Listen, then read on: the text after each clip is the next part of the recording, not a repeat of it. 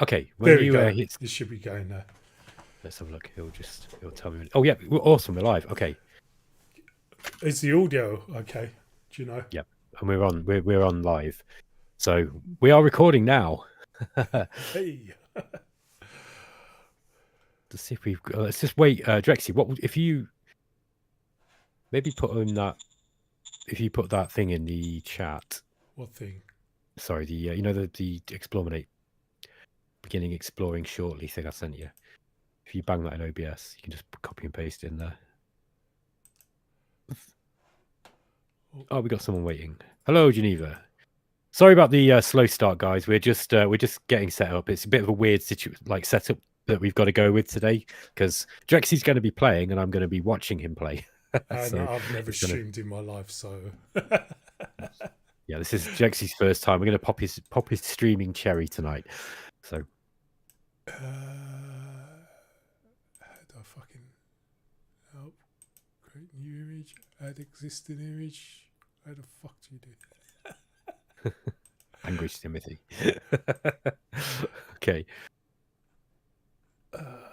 Yeah. So you got scenes.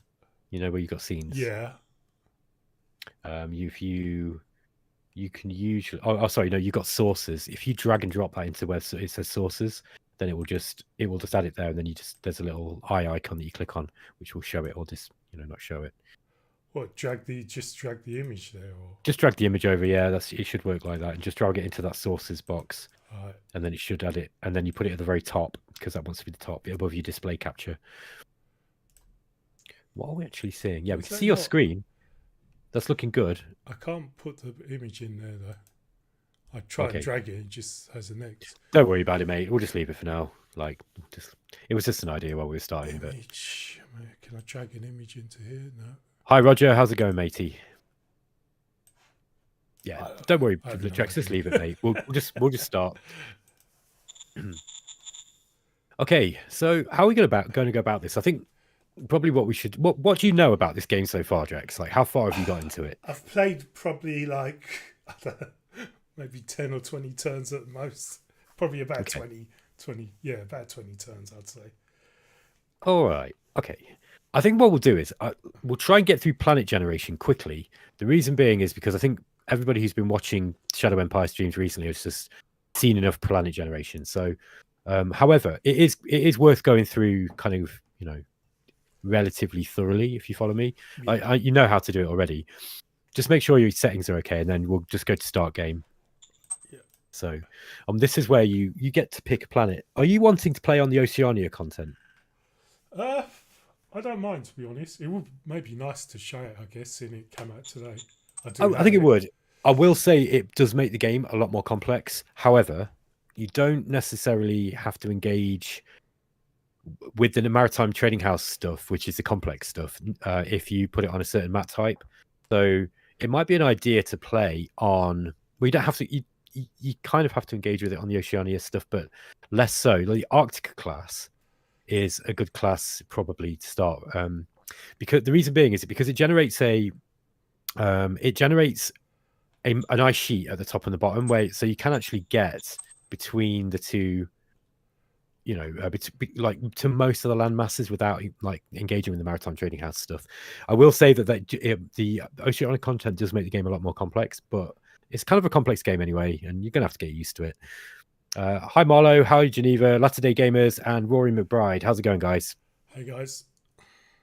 So, all right. So let's do Arctic then. Arctic class. Yeah, let's go for this one. So we're going to get a small map. I'd turn off Haven of Calm, right? Because that will make the game really boring. And I would probably just leave everything as it is, like that, for the time being. Yep. Yeah, like I would. Those kind of change the way that the map generates. Right. We want to leave it on detailed planet generation, Drex. Yep. We'll have Fog of War. We'll have that as complete after colonization, so that you get to play with the Fog of War stuff as well, if you want. Right. If you like to know the whole map, but still have a Fog of War on it, so it's explored for you, but you just can't see into that area, then you would put it on no map, otherwise complete. Otherwise, yeah, complete after colonization kind of makes it so that you've got after you've generated the map and you've seen what it looks like and you've decided whether that's the one you want, then you can kind of. Okay, well now the Fog of War comes over it, so we've got to explore it again, and it kind of represents civilization is breaking down and you're losing all those maps and the ability to kind of see the planet. Hi, Otis. Okay. I would leave everything else pretty much as it is. I'd leave the difficulty on beginner. I would uncheck give AI more time to think, just for the time being, because the game's pretty hard as it is. I would leave, I'd uncheck all the story modules as well, just for the start. No, the ones above. Right, yep. Yeah, uncheck all of those. They are cool. They are well worth playing with a few times, but they make the game way more complex again. And Oceania is already complex enough, so we'll leave Earth Forces on. Right. Everything else looks okay, so just hit continue. Okay, so this is the first part of the planet generation. It's the planetology. This is where you can hit restart a few times if you want and just see what kind of planets it will generate. But it will constrain the generation to be roughly the kind of planet that we're after. So this is actually quite a cold planet. It's minus 25 degrees C. Yeah. We could just go click next. That looks good to me. It's quite big for a small planet actually, so that's quite nice. Geneva saying, I'm going to go now. Good luck on the game. Thanks, guys. Amazing Grudiger. Hello again. Have a nice stream. Let's look another party. Okay. Yeah, this time Vix fixed the bug that I had last night, so we should be able to get a start where we've actually got food. There's too many mountains on that one, Drexy, I think. So let's re-roll that one.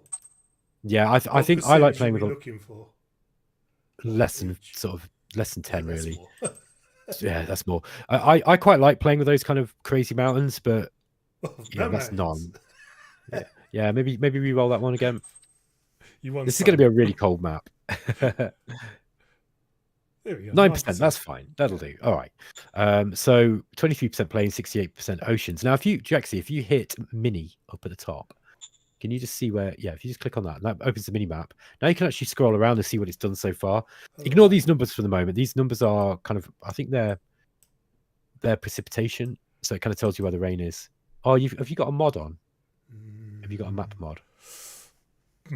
Oh, I might have actually had one that Daz recommended ages ago. Yeah. Okay, you got Daz's mod. Okay, so I was like, that looks weird.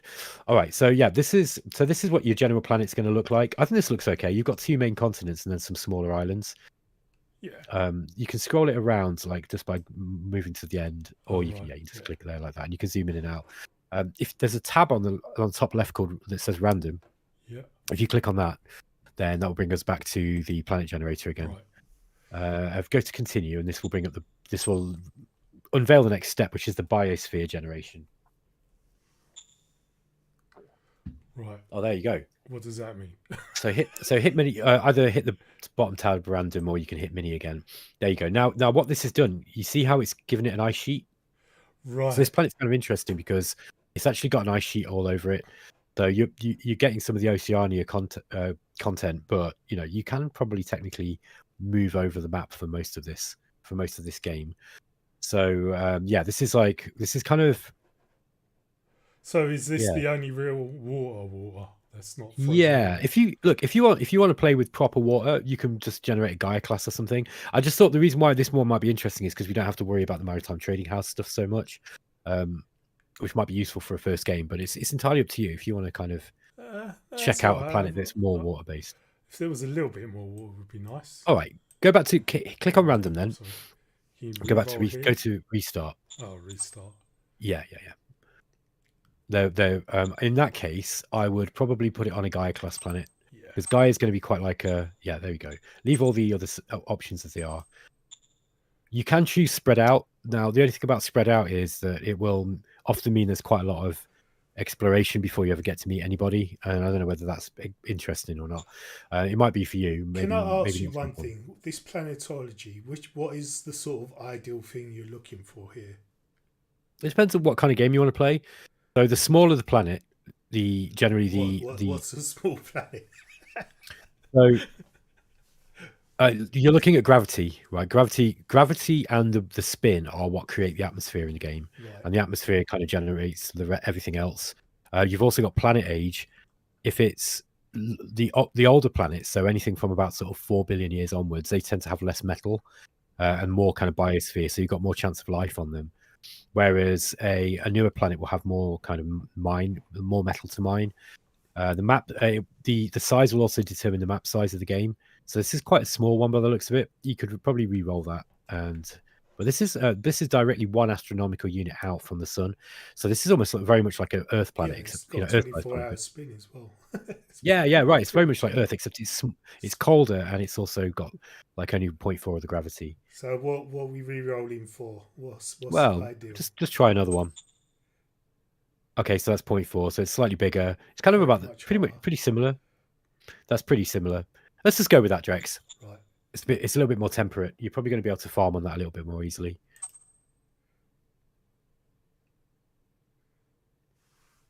By the way, guys, in the chat, if anybody's got any questions about the game or about the DLC or about anything else Shadow Empire related, just let us know, and I'll try and answer them as I can. What do you reckon to that, mate? Yeah, that looks good. I mean, Yeah, that looks it's good. mostly connected, and there's a few islands, but Yep. yeah, And it's likely that most of the mages will start on the main that main island. So it might be that you don't really have to play with the MTH stuff so much. So yeah, go to round, click on that again, and then go to continue. is this mountains and stuff all there, or do we Yeah, want to go under 10% again? yeah, maybe. Yeah, maybe there's a lot of mountains. The only reason why I don't recommend a lot of mountains unless you're kind of well into it is because it means the gameplay's slower because tanks can't really fight in mountains. Okay, so let's just check this one. Okay, you got two big It's continents basically here. 2 continents, yeah. Oh, I think it's one actually. I think that's Oh, actually is that linked. wraparound? Is it? Yeah, it wraps Yeah. around. Yeah, Right. that looks good to me. Yep. Let's go with that one. Okay. Right. And here's the biosphere. That looks like a good roll already. We have got. If you click on the auxiliary info, by the way, just at the top, you can have a look to see what kind of. This is kind of like the history of the kind of evolution of the life on the planet. That's kind of interesting fluff. But if you click on the biosphere details underneath, so you've got biosphere and atmosphere, but underneath you've got biosphere details. There you go. Now you can have a look to see if you've got what kind of animals you've got and any kind of plants. So looks like there are some plants there. So you've got land plants, some big ones, and then you've got sea plants as well. And then you've got sea herbivores, which is a super squid, and then you've got a carnivore there as well. You might have to contend with any carnivores on the planet, but the herbivores are generally usually quite passive, and you might be able to fish for those as well. So that's worth considering. Click on current step again, Drex, to come back to where we were. And then, yeah, just click on continue. That looks good to me. You've got, basically, there's no problems. This is like an Earth-like planet. Okay, this one looks good. You're going to have a lot. This was the population before the Dissolution War. So this is a lot. You've got, 700 million. Mostly in the service economy, and you've got 20 zones. So there'll be quite a lot of zones in this one. Quite a high populate. Well, depending on how the war goes out, but there's probably going to be quite a lot of population in it. You can re-roll that to your heart's content if you want less population, so you've got less ruins. With this map, I forget if you just click on previous steps. Actually, Drexy, you can go through and have a look at the previous stuff. Just go to there we go, 4.3 billion. I would probably keep it as it is because. Let me explain my thinking here. When the planet ages more than about 4 billion, you get less metal. So you're more reliant in the early game on scavenging from ruins than you are mining because there's going to be less to mine, generally speaking. So sometimes on these older planets, it is quite it can be a little bit easier if you've got lots of ruins to scavenge metal from. Right. Amazing Grudiger is saying, you start, and when the mess starts, we will definitely ask questions. Okay. Yeah, it's probably going to be messy. Okay, Drex. So if you're happy with that, we'll go continue. This just simulates the Dissolution War. Now what it's doing, you'll notice that the map in the background is actually blacked out because this is the Fog of War setting kicked in. So after the apocalypse, there was a million people left. Most of them are scavengers. We've got 21% farmers. Yeah, that looks good. And then this is a summary of what we've got. So this shows you the rainfall. It looks like farming's going to be okay on this planet. We've got some mountains, 25% plains, and 70% oceans. Cool. Gravity is 0.4%. The spin, I can't remember what the spin cycle was, but like 23 hours or something. Was it? Yeah. So you'll probably find that you can do some quite interesting stuff with aircraft on this map if you continue with it. Nice. So yeah, I'd start then. Let's go. Let's go. So at this point in the game, you give your nation a name, you give yourself a title, whether you want to be president or king or whatever.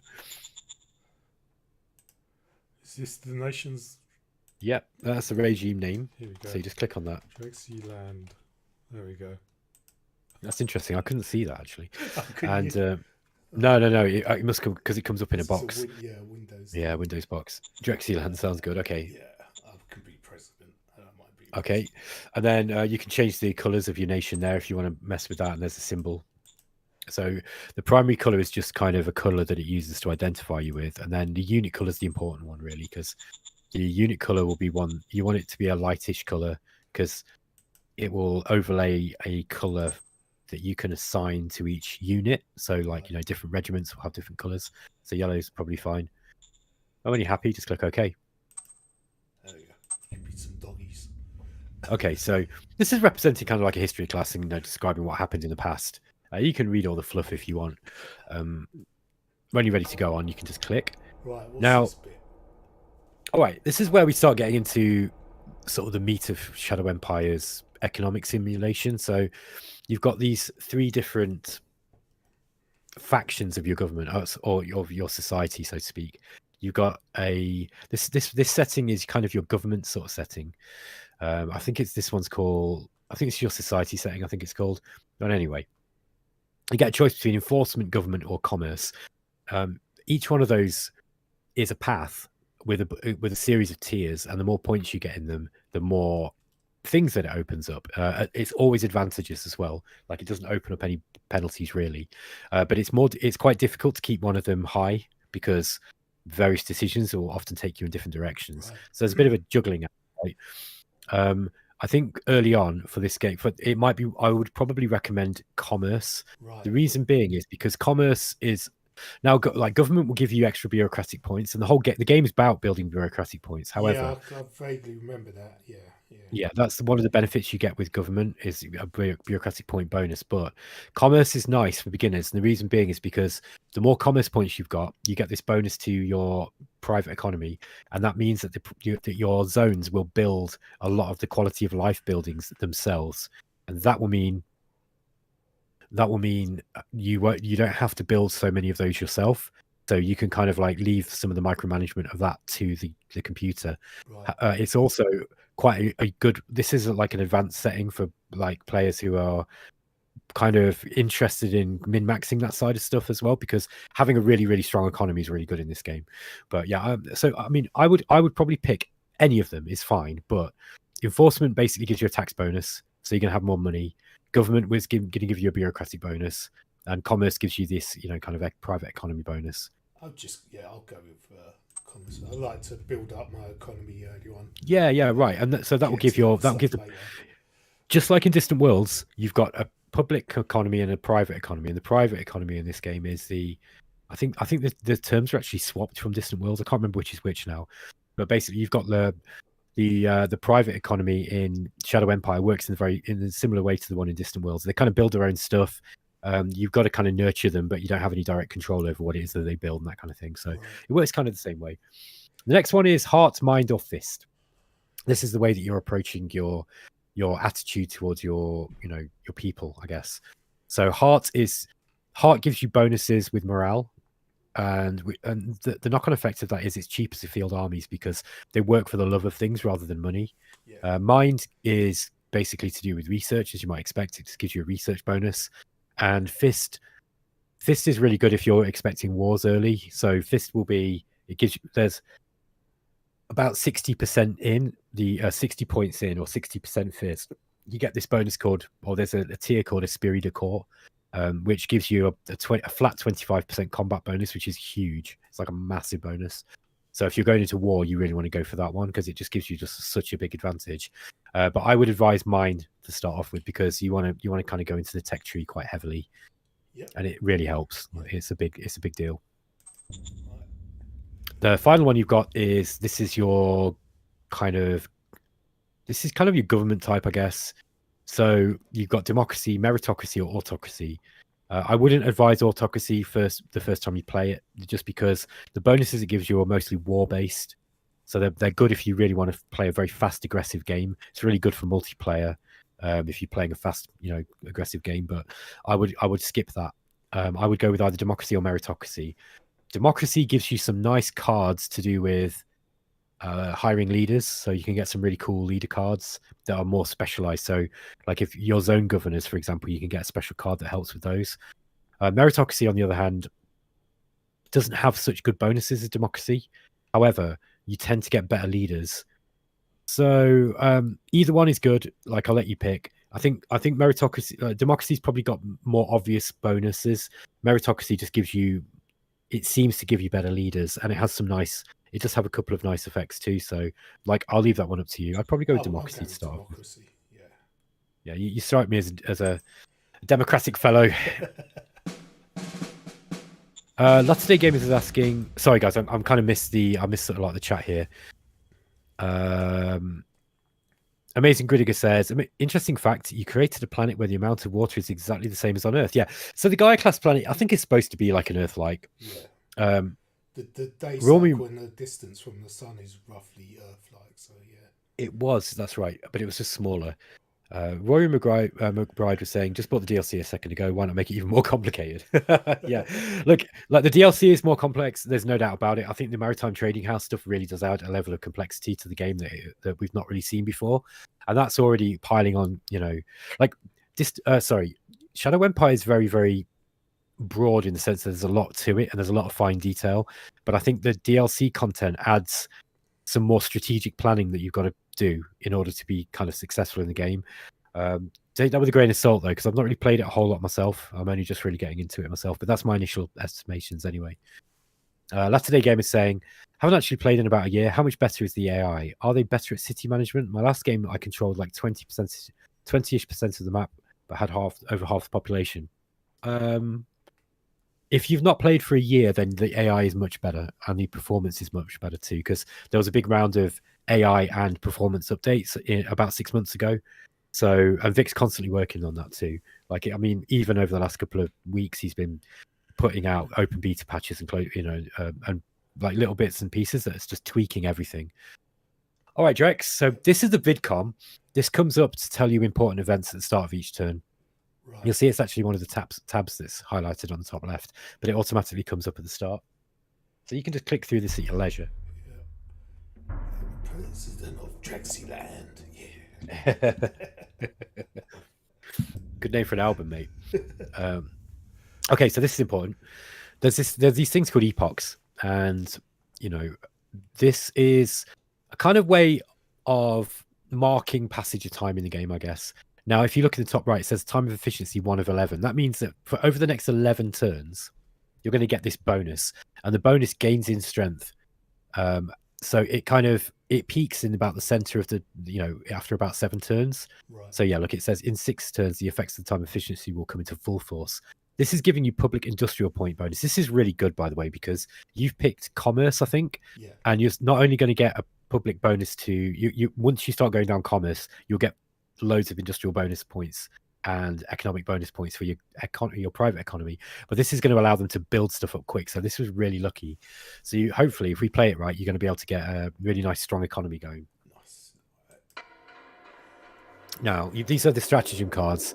This is a way of kind of interacting with certain elements of the game, like diplomacy and little tweaks that you can do to your empire. Now, these ones are fate points. These you've got 2 different kind of.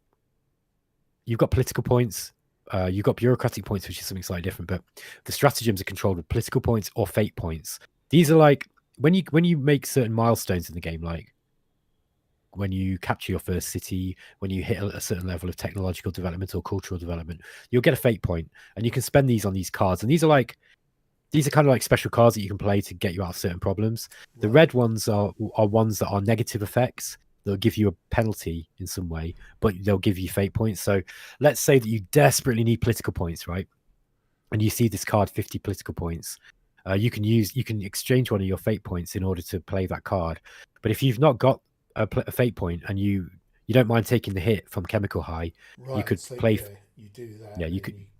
Then you could get the political points, right? I don't really use the red ones that much, but I've started doing it a little bit more after watching some other people do it and realizing it's actually quite effective. Rory McBride says, please call one of the units Drexy's mid-right gunners. Okay, and this is the standard stratagem cards that have been generated by your organizations or factions. So I'll talk about that in a minute. Just the one. Yeah. Right. We're Okay. in the game.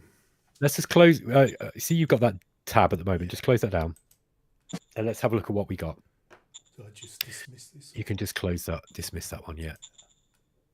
Okay, so this one's telling us there's danger in Montgomery. This always happens at the start of the game. Just dismiss that, and I'll show you what to do. So what it's saying is you want to kind of conquer the hexes around your city, because if you've got unknown hexes, it could be full of enemies. That's the issue. Right. So what we've got at the start of the game, Drexy, I'm going to teach you something that will save your life in this game. Right? Hit the I key at the start, and the I puts you in inspection mode. Now you can just click around. Oops, sorry. You can just click around in any hex now and just like look at what's in there, and you'll see that you've got on the right this little, the very right end of the thing. You can actually mouse over the that picture of the field there you've got, and it will tell you all the terrain values in it. Right. So can you see see where it's underneath where it says inspection mode and agricultural. Now, if you, that's right, to the right of that, there you go.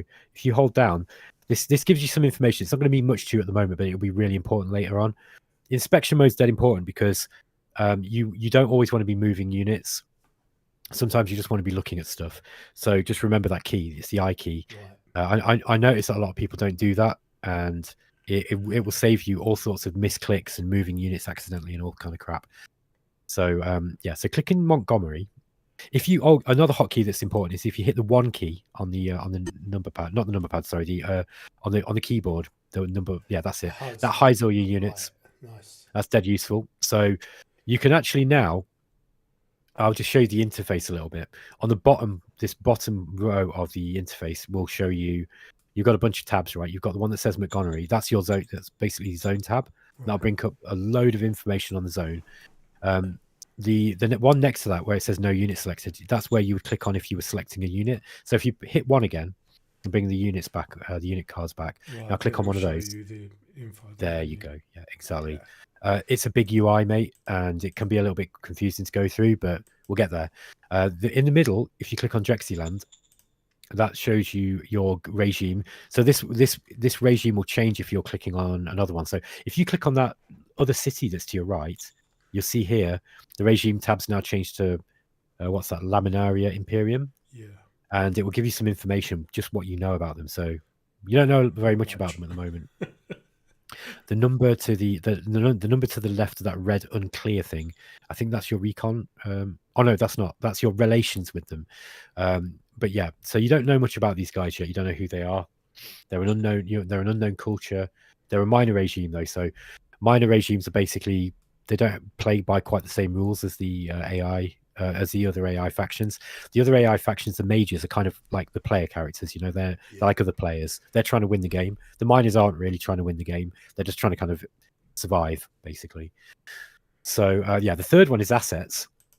If you click on that one, this will show you any assets that are in the selected zone that you're clicking on. You can change that.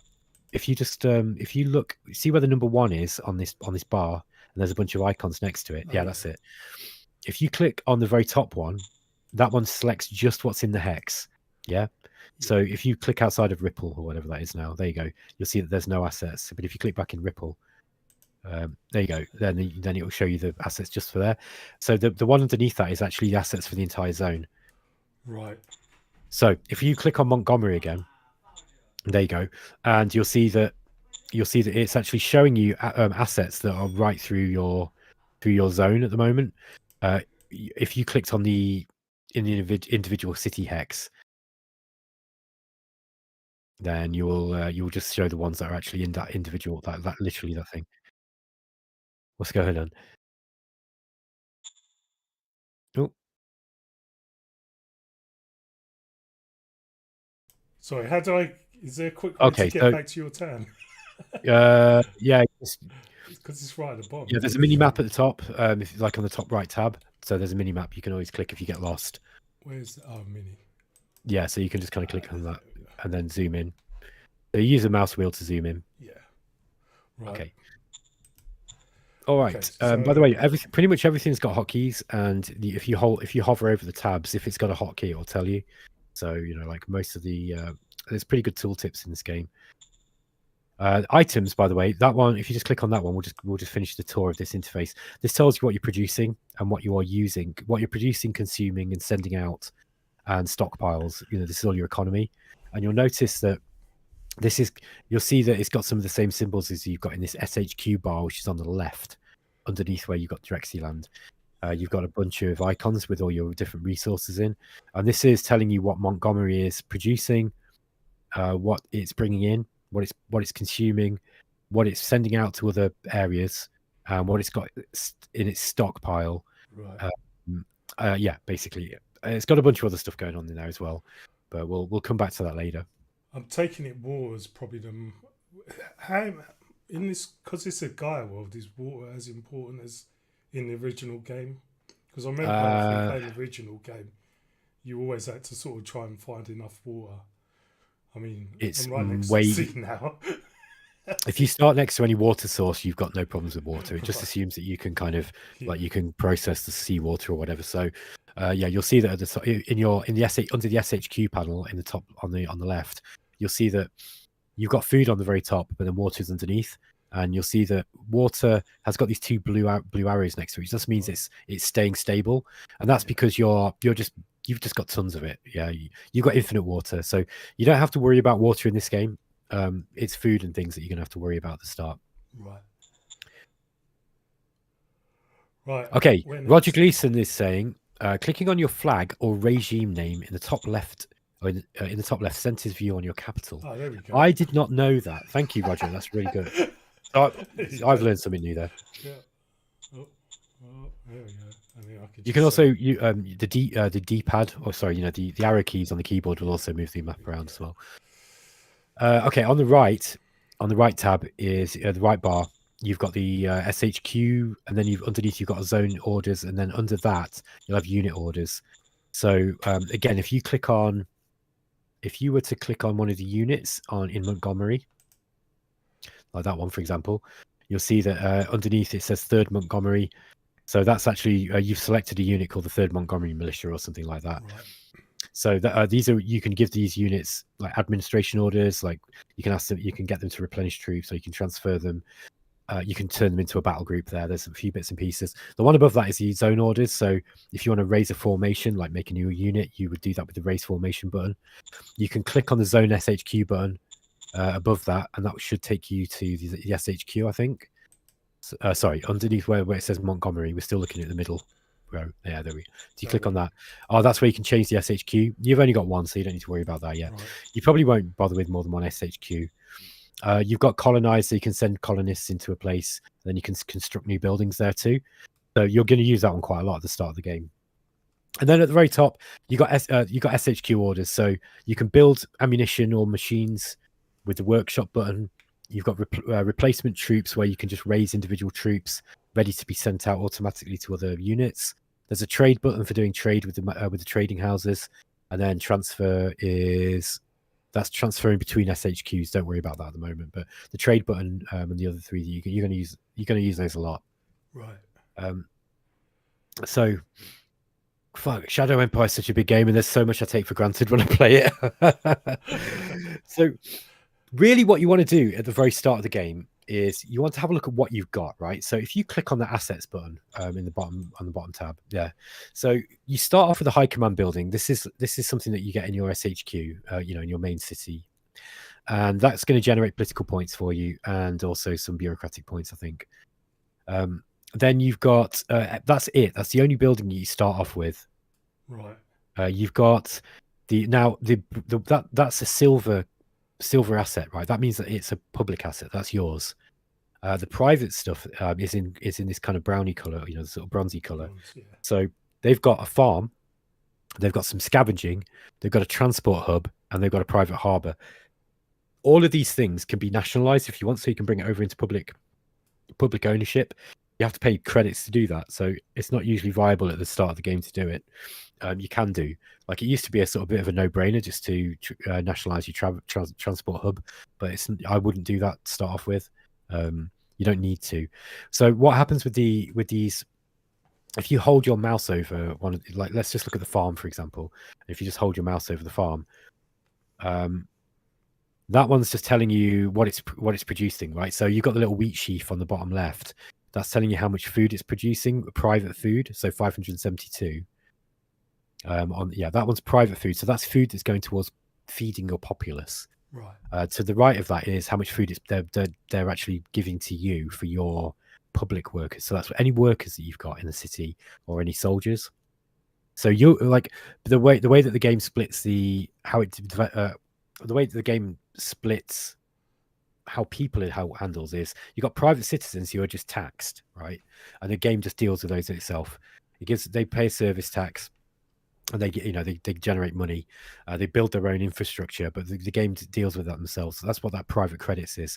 All of these infrastructure buildings give the private economy private. It gives it this kind of credits, and this credit goes into, they then spend on building more assets.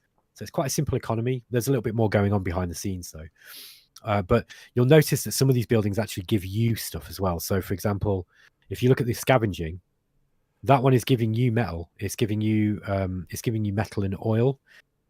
Even though it's a private asset, you're taxing it basically. Right. So if you look at the little numbers underneath, so you've got that one's giving you 50 metal, but it's also creating 25 metal for the private economy too.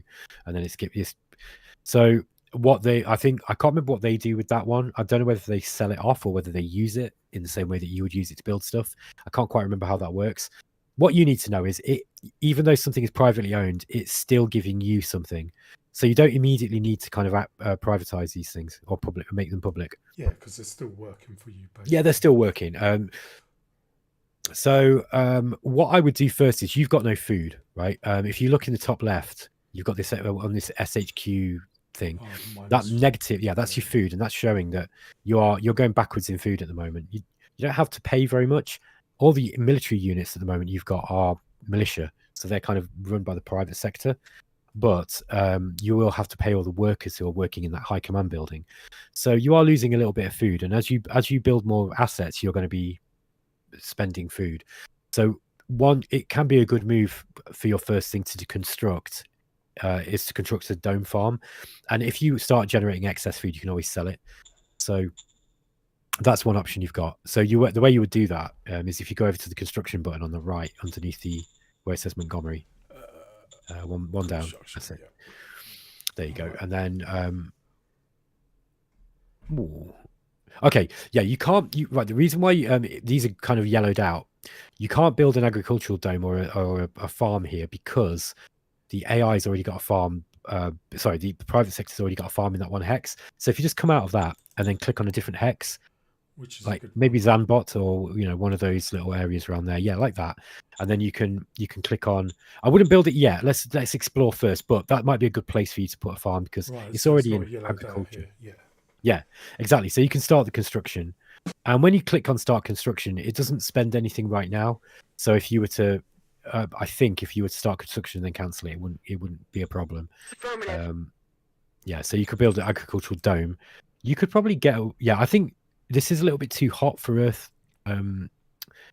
For Earth farms here, I think might be a little bit too hot. So I think a dome farm is probably better here because this is like 40 degrees. So. Right. Okay, so you've dealt with building something and you're going to deal with this food issue. Next thing you want to do is to do a bit of exploring. So you've got these militia units that the game generates for you at the start of the game. These are controlled by militancy value in your zone. So the more militancy you've got, the more often that you'll create these free spawn units essentially. And you can kind of just treat them as they are. Well, they're kind of like trashy units. They're not very strong, but they you can use them to hold a line and to explore with just fine. So what I would do is you basically, now you're still in inspection mode. If you hit the M key, you can move to move. M key for move, right? Okay. Yes, and then you can move one hex at a time, and you want to kind of head out and expand. So just see what you've got. That's it, and do it one hex at a time. because you'll find that things will appear. Cranky Corvid, hello sir, saying yes, the private farm said that it was taking a penalty due to the environment. Yeah, I thought I'd seen that actually. Thank you for clarifying. Yeah, so we've 41 degrees is probably outside of the comfortable range where you'll be able to actually grow food. How come So these guys can't move into these outer? Because you've got you've got trucks, and trucks have a movement penalty moving into low mountains. Even In fact, this those one with the road. what's it? I don't get this thing. Is this Daz's UI thing? Like, I think those are high mountains. I think so. Click on the if you put it back in inspection mode, then just click on the hex. You can see what it is. Yeah, high mountain grassy. So they can't even enter that unless there's a road there. It so looks like there's a road going through, though, is there not? There is, but you've now moved out of action point. So let's take a look at one of these. Take a look at these units, and I'll show you how that works. So, okay, if you look at this second Montgomery Guards regiment, you'll see that to the left of that guy's face, that's the commander of the SHQ who's commanding them. But you'll see to the left, there's a whole bunch of buttons, and these buttons you can click on. They're not only buttons for information, but they're indicators as well. No, that's the those are the individual units that make up the to the left of this guy's face. Oh, sorry. So on this side, yes, there you go. So there's a whole bunch of buttons here. That's your type of unit. That's the action points. That's readiness, morale, experience, entrenchment.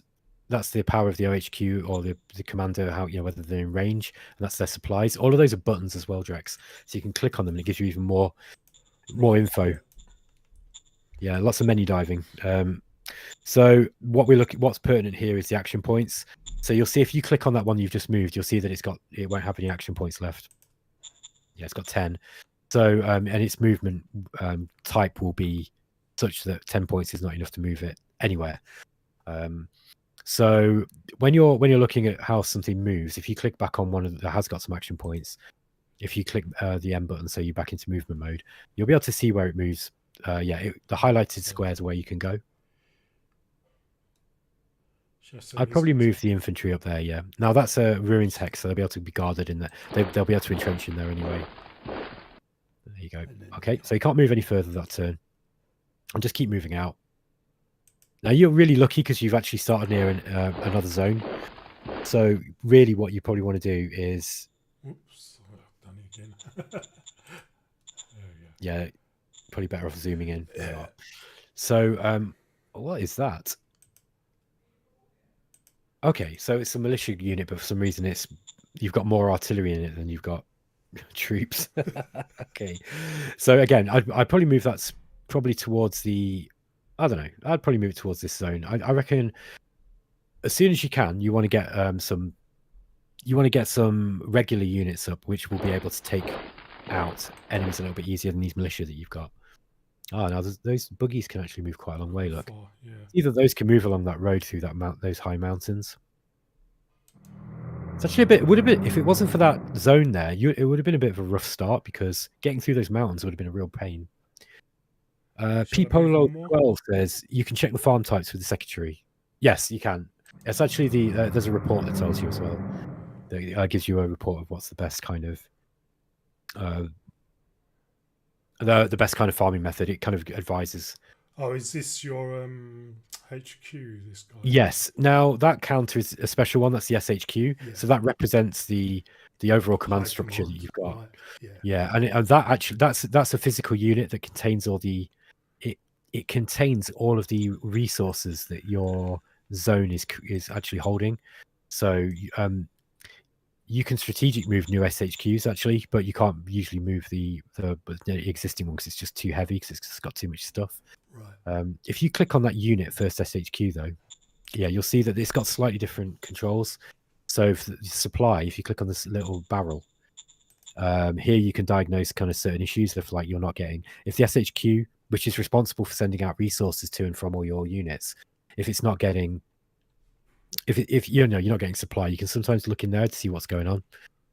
I think it's really hard to teach this game because there's so much fine details that it's kind of tempting just to get into the weeds straight away.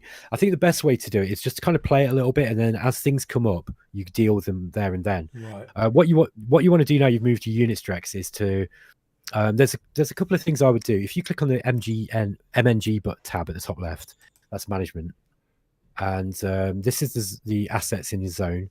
If you click on model and then one next to it, there we go. Now you can have a look at the models that you've got. These are your sort of infantry troops, and you've got a buggy and a motorized transport at the beginning of the game. What I would do first is go to the infantryman. There you go. And you can see here that it's got slug thrower. So it's just got a basic weapon.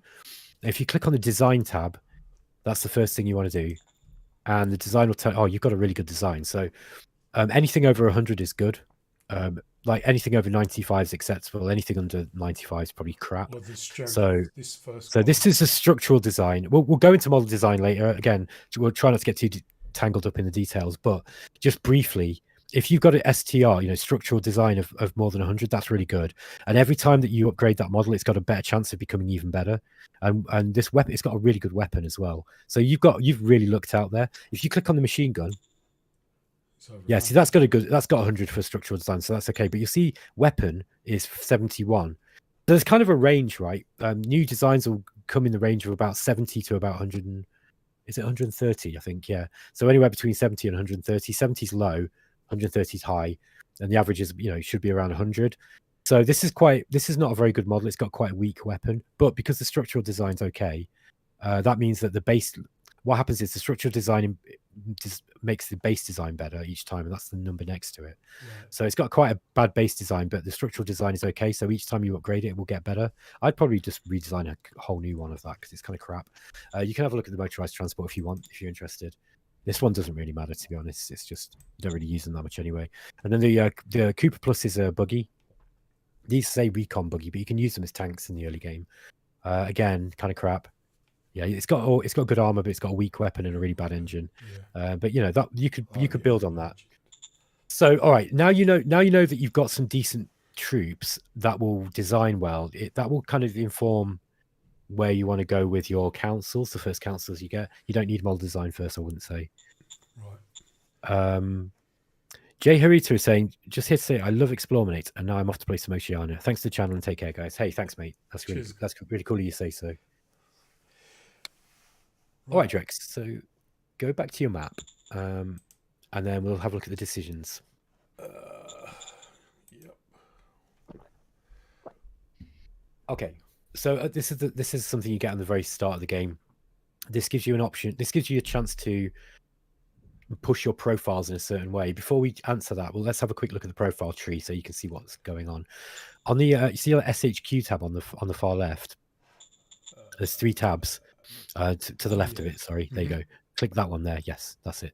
Now this is the 3 different branches that you've got, and the ones that you picked in the in the history class, they're ones that are going to be like the highest, and those are the ones that are on the left.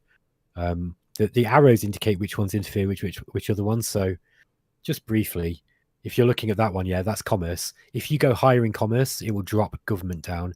And if you go higher in government, it will drop enforcement down, and vice versa, right? Yeah. Once you get over 50, it will start to infringe on the others. You can have them all like up to about 50, and they won't interfere with each other. But at that point, if you go higher than 50%, or 50 points in each, then they start to kind of affect the other ones. So it's hard to go high in one and keep the others high as well. It's a real balancing act. And they've all got really cool bonuses. That's the thing. Like all of them, without exception, are all really useful at different parts of the game. So this is a kind of, you don't need to know this stuff to play and enjoy the game on kind of beginner, I'd say, like, but it does give you, this is kind of your build, if you like. This is Shadow Empire's version of a build. So you've picked democracy, commerce, and mind. Now you can look at this decision that you've got to make, and it gives you some fluff, and then it gives you a choice. Now, each one of these choices is going to cost you a political point, which is, one of these, it's one of the resources that you've got. And if I was you, did you go heart? Oh, no, we went mind. If I was you, I'd probably go with mind. But just look, you'll see underneath each of these decisions, you've got a portrait, and there's a number attached to this. Like, this is how much these people like you, right, and the number is telling you on B. this person who likes you 73 points he likes this decision, right? So he's going to get +3 to his decision, to his how much he likes you, and the guy below is going to only go up by 2. So sometimes it can be important just to keep certain people happy to make certain decisions. But at the start of the game, this guy's okay. He's not upset with you if you choose another one. So I would choose mind because you're going to go further into mind. Yeah. Copy that. Okay. And then you can see what the effects of this were. If you now go back to the management tab, and I'll show you the tree, like the profile tree. So management tab at the top. All right. There you go. Yes. And then you've got the prof. It's the 2 along on the tabs at the top. There you go. So this is your profile tree, and this shows you how this is a linear thing, right? So we're looking at mind at the bottom. It's split into these 3 different categories, and I forget which one's which now, but so you've got mind here, and you'll see your 59 points into mind. In order to open the first one, which is technology fascination, which gives you your research bonus, you have to be in that you have to have mind as the top winning profile for 2 rounds, and then after 2 rounds is up, you get a chance every turn to get it, and the percentage chance goes up depending on how high mind is. So what you want to do is let's say you want to go let's say you want to get to logical thought, which is the 3rd one up, and you need 70% there, I think. Or was it 60? Let's have a look. You need 60, sorry. So you'd need to get mind up to 60 to even have a chance of opening that. And then you've got to stick with it for a little while. But then it gives you a really big bonus, right? So it gives you a research bonus of 40%, which is huge. It's like, 40% of your research. This is going to be faster than everyone else. So what you want to do is you want to try and work on mind and long enough so that you actually unlock logical thought. Have a chance. Then you've got those, yeah. Exactly right. And each one of these opens different stratagem cards, sometimes little unit feats for your soldiers. They all you want to go through it in your own time and just see what they all do. But this is your kind of build, basically. Pipolo saying, yeah, you can power game with it. Yeah, this is how to power game the game, right? This is how to, if you want to min-max things, you want to really plot your trajectory through the game. You go, okay, right, I'm going to go to mind up until X point. Then when I'm at war, I want to go into fist, that sort of thing. And you kind of there will be decisions that you have to take, which will send you backwards. So it's kind of a balancing act. If you go, just hover over commerce, the very first one in commerce called free market. Where's commerce? Oh, here. There you go. That's it. So that's it. Yeah, hover over that, and it will show you that you get a private economy bonus of +40% when you unlock it. So that's your first goal, and you only need to be over. You only need 30. I think 30. You need 30 or more in this one, basically, and it needs to be the highest one. So yeah, just keep going in commerce, and then democracy at the very top. You've got engaged politicians, and that gives you a political bonus of 40%. Now, if I remember right, I think that's political point bonus, so it's really, really big. I think that's what it means by political bonus. So basically, it's a political points are like your main currency for getting stuff done. Yeah, I kind of vaguely remember that. Yeah, from playing before. Yeah, that's kind of like the limiting factor in this game, having enough political points. Sure. And so, that's why it's useful to go with democracy first, because if you get engaged politicians, you can then sort of go into meritocracy or something later on if you want. But that one's really good because the political point bonus is just so big. The other one that's worth looking at is enforcement. So if you didn't go commerce, you could go enforcement. If you're having money problems, then you can go for enforcement and just open up discipline. 50% tax, yeah. It's a huge, huge bonus. Yeah, it's huge. So... And you can kind of juggle all of these. Like it's possible and it's quite possible to unlock the first one or two of each one. Yeah, quite a few. Yeah. And then kind of just juggle them as you need. Because all I don't know if you've noticed, but all of them pretty much, maybe apart from Fist and Autocracy at the start, they all give you huge important bonuses. So you have to kind of pick where you want to go with your regime at the start. But you pick some good ones here. Right. Okay. I guess the only other thing you'd want to look at on your first turn, as a matter of priority, probably would be if you click on the leader tab, and then you can look at your leaders. Leaders are really important in this game. The crucial thing to look at early on is relation. And by the way, you can add more of these columns in, as you wish. So at the moment, it's just looking at relation, capability level, and natural relation point. The important one here is capability, because capability shows you how fast they learn. So you've got your governor of Montgomery here, Faye Beatman. She's a capability 4, so she's probably going to be really good. If you click on her face, you click on the picture of her, it will open up her unit card. Yeah, she's amazing. So she's got a really high technical rating.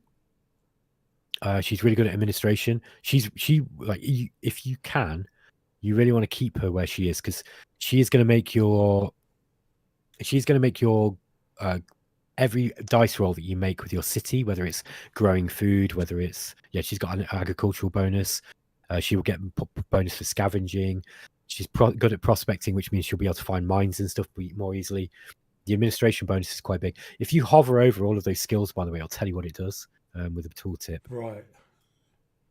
So often these will be used in stratagem card uses, or like decisions that come up. Like if she's got to deal with a riot or something, then she'll use her charisma, diplomacy, that kind of thing. Sometimes it'll be an intimidate or interrogation role. There's loads and loads of different things. They're all pretty much all meaningful.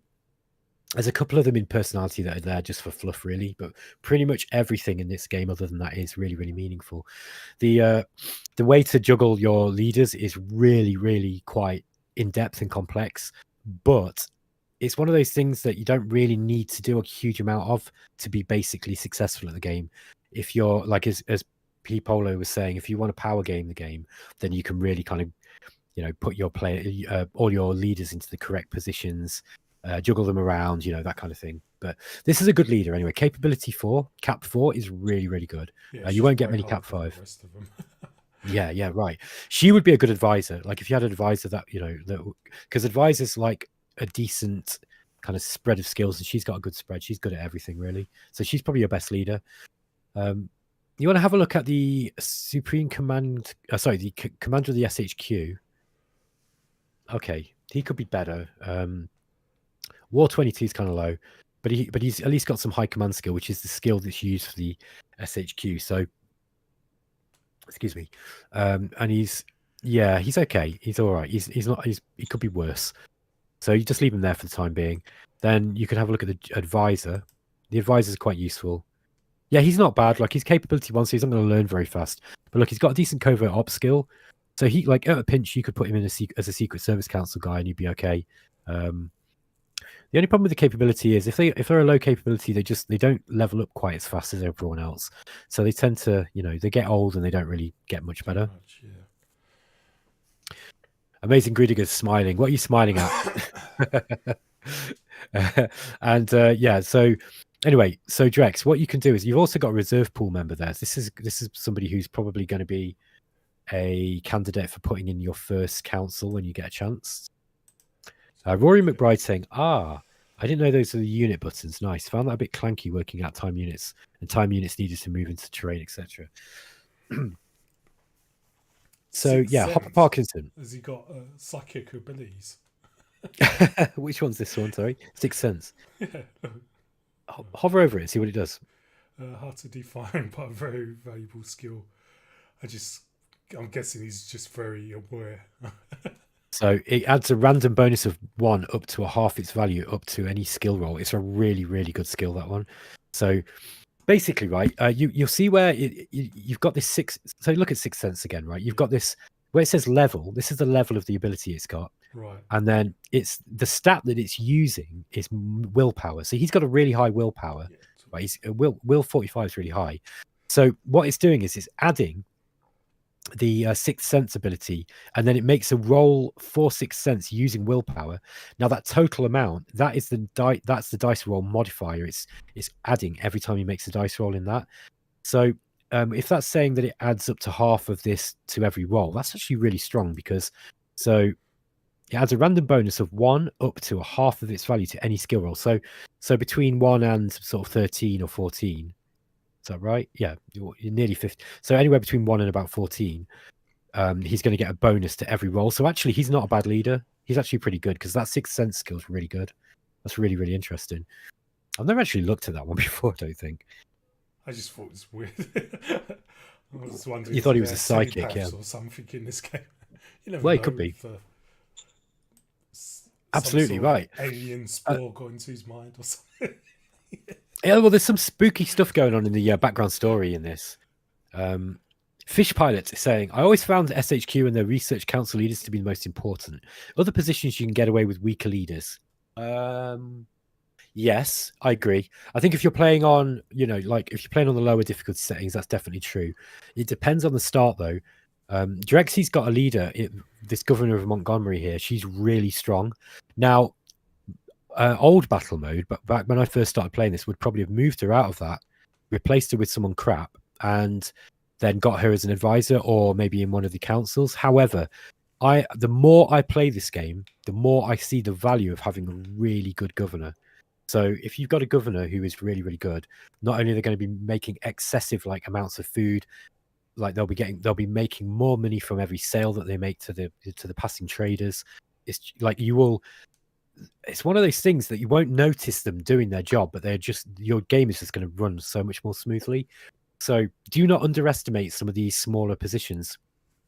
By the way, Drexy, and everyone else, there's a ranking to which leaders rate the jobs that they've got, and if they've got quite high ego and you move them from a good job to a bad one, they will really hate you. So the most admirable job, I think, if I remember right, is SHQ commanders and advisors. I think they're the big ones. The directors of the councils are high. Under that, then you've got the governors, and then I think it's OHQ commanders. OHQ meaning like generals of armies.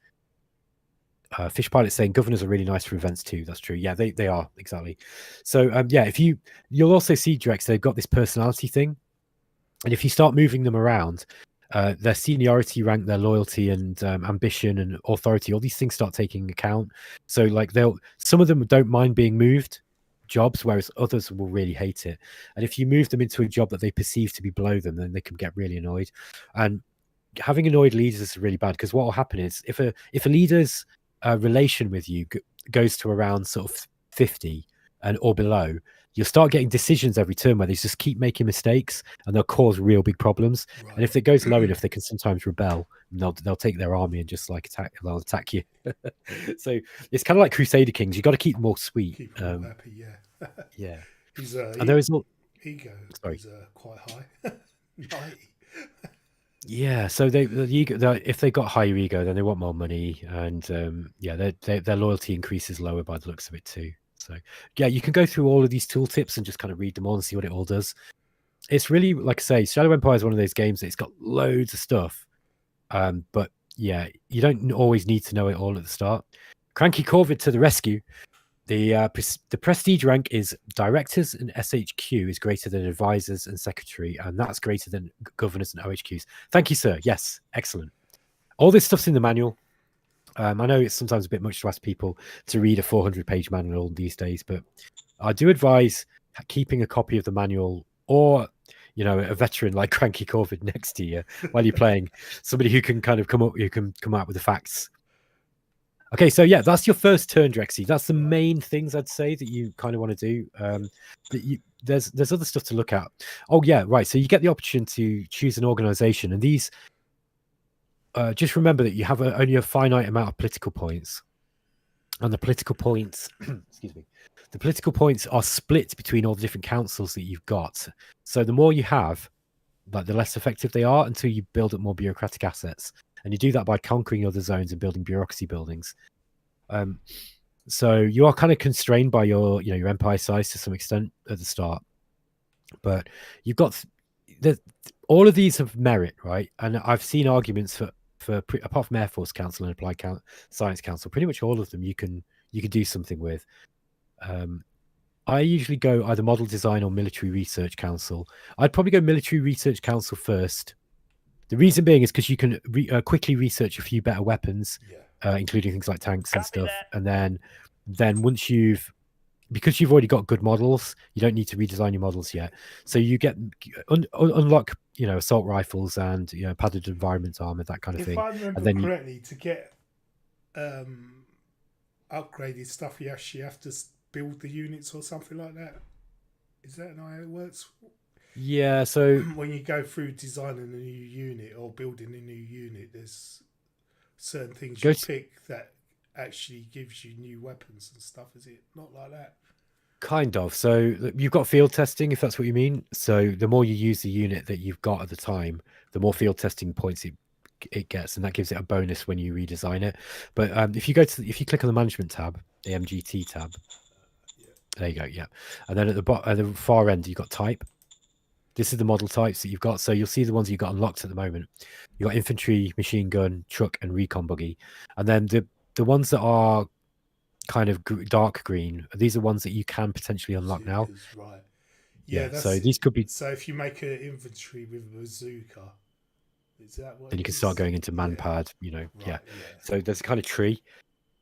Now these ones are already discovered, so you don't necessarily need to go for the Military Research Council immediately if you've got model design.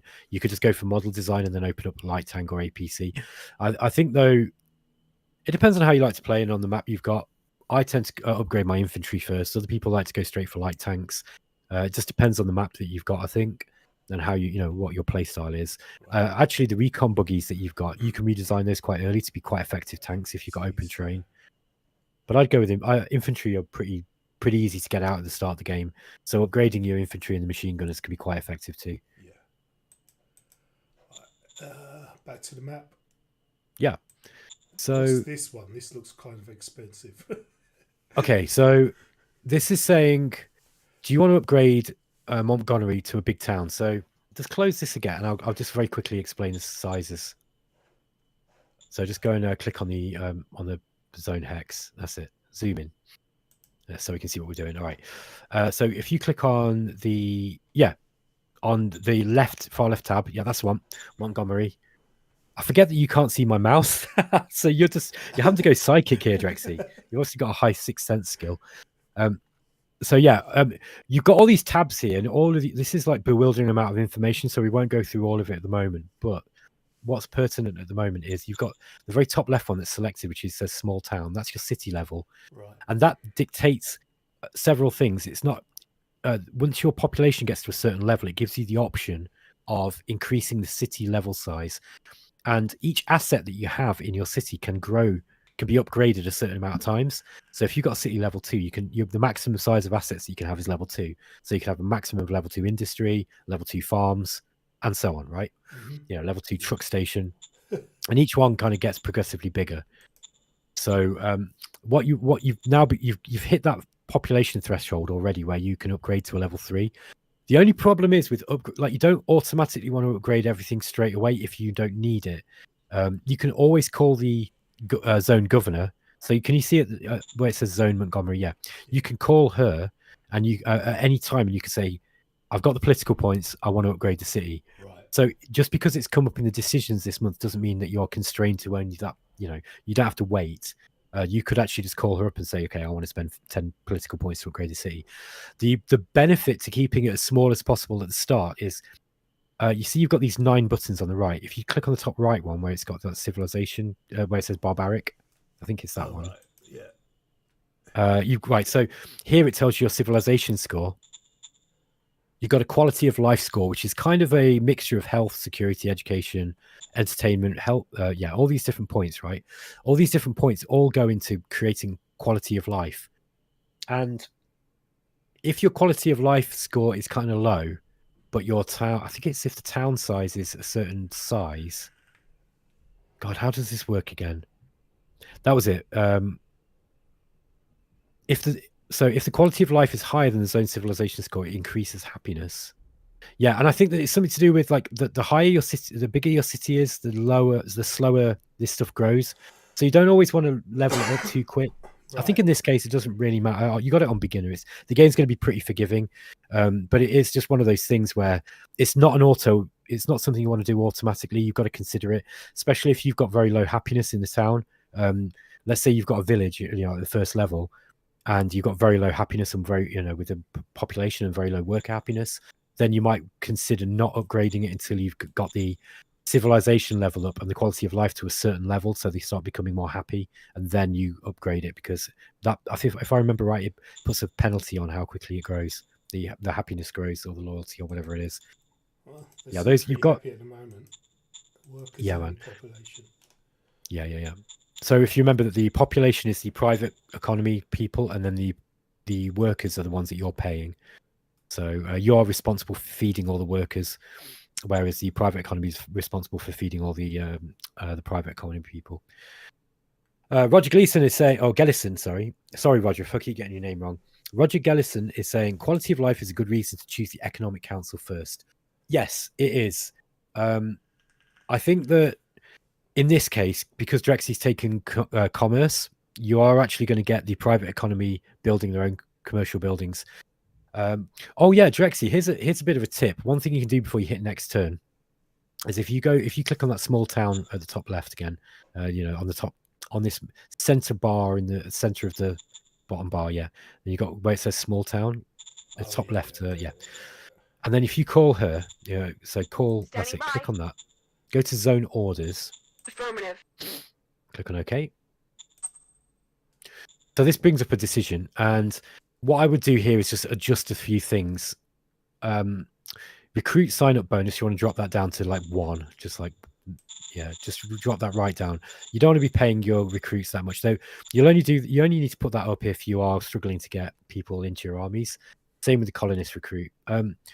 Now the max recruits per turn, I would put that up to 1,000. You've got plenty of population, so you can afford to take 1,000 out a turn. Yeah. I would allow emergency food. What this means is, if there's a famine, like for example, if for some reason the private economy building gets damaged in a war or something, then you will be giving the people food from your worker and soldier food supply. Yeah. Now, yeah, I just always put that on unless you are sure that you're going to, for example, you've just taken on a city, you're not that bothered about it, and you don't care if people are starving, basically. And then also you want to select, let me have a look. You can change the zone name here. Oh yeah, public budget. This one's important. So if I was you, even though you've selected commerce, I would put a little bit of credits into that public budget. You want to get what this is you're putting some of your own credits for the government into the private sector, or sorry, it's public sector. So I'm getting them confused with distant worlds. They call two things different things. So that if you go into the public budget, I'd probably put like 20 credits in there or something. So every turn you're going to be giving them extra credits, and after like 10 turns, that's going to be 200 credits. That's going to allow them to build, like a farm or something like that. So the stronger your public economy, the better. Right. Late Zoomer is saying, how can I get mutants and or arachnids to spawn? You need a planet that can sustain life, and the mutants are scavengers, I think. So you probably want a planet that will have, let me think about this. It's a planet that's going to be that's going to be a little bit more hospitable to having people survive the war for a start. So the arachnids I've not actually seen. I think I've not seen any arachnids in the game since Vic added the sentient species stuff. So I don't know about this. I don't think I've seen those for a long time. If they're still in the game, then they just randomly appeared. They used to just randomly appear on maps. I don't know quite how that one works, to be honest. Amazing Greediger is saying, only now have I realized how lucky you were with the starting location. You will not be killed from all sides. Yes, indeed. Yeah. But I did hear it's a high chance in this to start on water in this DLC. I think. Yes, and that's pretty cool. But the only thing is that the water's not a hard border, and you'll learn this. Right. Like you can get attacked. Cranky COVID is saying, setting the public budget to 1 credit gives +1 population happiness per turn at trivial cost. I knew that it increased the population happiness, but I didn't know that it's... Sorry, Cranky COVID, is that 1 happiness per credit? Or does that mean they just get a straight +1 population happiness bonus just because you're paying 1 credit? I think that's what you mean, isn't it? So you just pay 1 credit or more, and then you get +1 population happiness. I did not know that. So yeah, you definitely want to put the public budget up, Drexy. Did it reset? Yeah, it reset. That's weird. I scrolled somewhere. Right. This screen is a bit janky, and if you click outside of it, sometimes it resets. You want to put the max recruits back up to 1,000, and then drop. Reset. Yeah, and then drop down the recruit sign up bonus down to 0 a 1 or something like that. Stick at 1. And then, no Okay. emergency food. Yeah, that's it. And then just click on OK. Confirm orders. Yep. Affirmative. Okay. All right. So I wouldn't upgrade the big town yet. You don't need to. So And it's just click. Yeah. You can actually leave that, and the game will just automatically select the ask me later if you don't resolve it. So you don't actually have to. If you ever feel there's too many decisions, you can just end the turn. There are a few decisions that won't they force you to pick before the turn is over. But if you kind of like sometimes people get a bit pissed off with the amount of decisions, you can just ignore them, and the game will just pick what it thinks that you will do. Finally going to get to next turn. Yes. You could also look at the stratagem cards, but I think you kind of saw what they were at the start. So Cranky Corvid's saying, there is a threshold for further happiness bonuses that is proportionate to the private economy in some way, but 1 credit always gives +1. Okay, thank you. Right. Okay, so we're still in this time of efficiency, turn 2 of 11. We've got a maritime trading house representative who's turned up already. Yeah, we'll look at that in a minute. And we've got 10 machinery. That's really nice. So as you were advancing out into the wilderness, you actually found a stockpile of machines. Nice. So there's goodie huts, and you don't there are kind of on-site map what are called zone assets. I think they're called zone assets, and those they're like kind of bonus modifiers that you'll find. So like a crash ship or something might give you a research bonus for certain things. So you'll find all sorts of stuff scattered out in the wasteland. And this is a diplomacy card that you've just found. Okay, right. And this is just telling you these are tutorial like things coming up basically. This is giving you a little bit of a hint of what you can do. So it's telling you you've got militia troops, but you've got no regulars, so it might be worth to get some regular troops up. I agree with that actually. Like you've got quite weak militia troops here. And you've got some supply issues. Okay, so we can deal with that too. Right. Let's miss these. Right. First off, Drex, I would just click on the cube, on the left bar, on the left toolbar, come out of the profile view and put it back on the SHQ stockpile. There you go. That's it. So I'm down to -15 food now. Yeah, that's all right. That's not bad. Is that industrial points? Now we've got you're lucky because you actually found some machines for that dome farm that we're putting up. Right. I'm stupid and I forgot to tell you to buy any, but we were very, very lucky. We looked out and we actually ended up getting. Yeah, that's right. Yeah, you've got to buy them to have it to build. Yeah. That's right. Can't remember that. If you click on the assets tab, we'll just have a look to see whether that farm's coming up or not. Okay. Does it say 1 turn or is it 1? Okay, 1 turn left. 1 turn left. So you've already paid for one machine, and it's just paying for the others.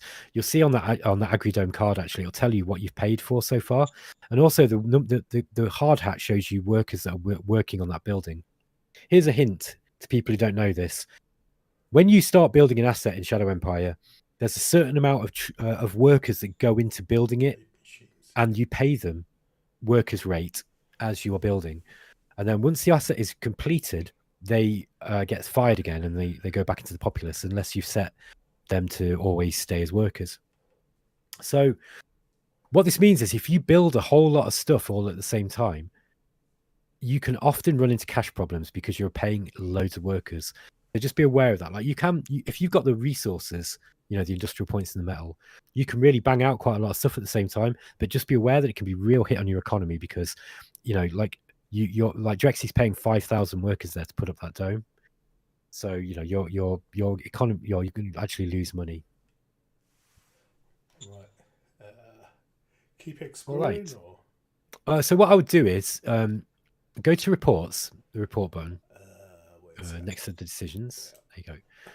It's always worth looking at the Empire dashboard. So just quickly, you've got some information about your popular support, whether people like you or not, who likes you.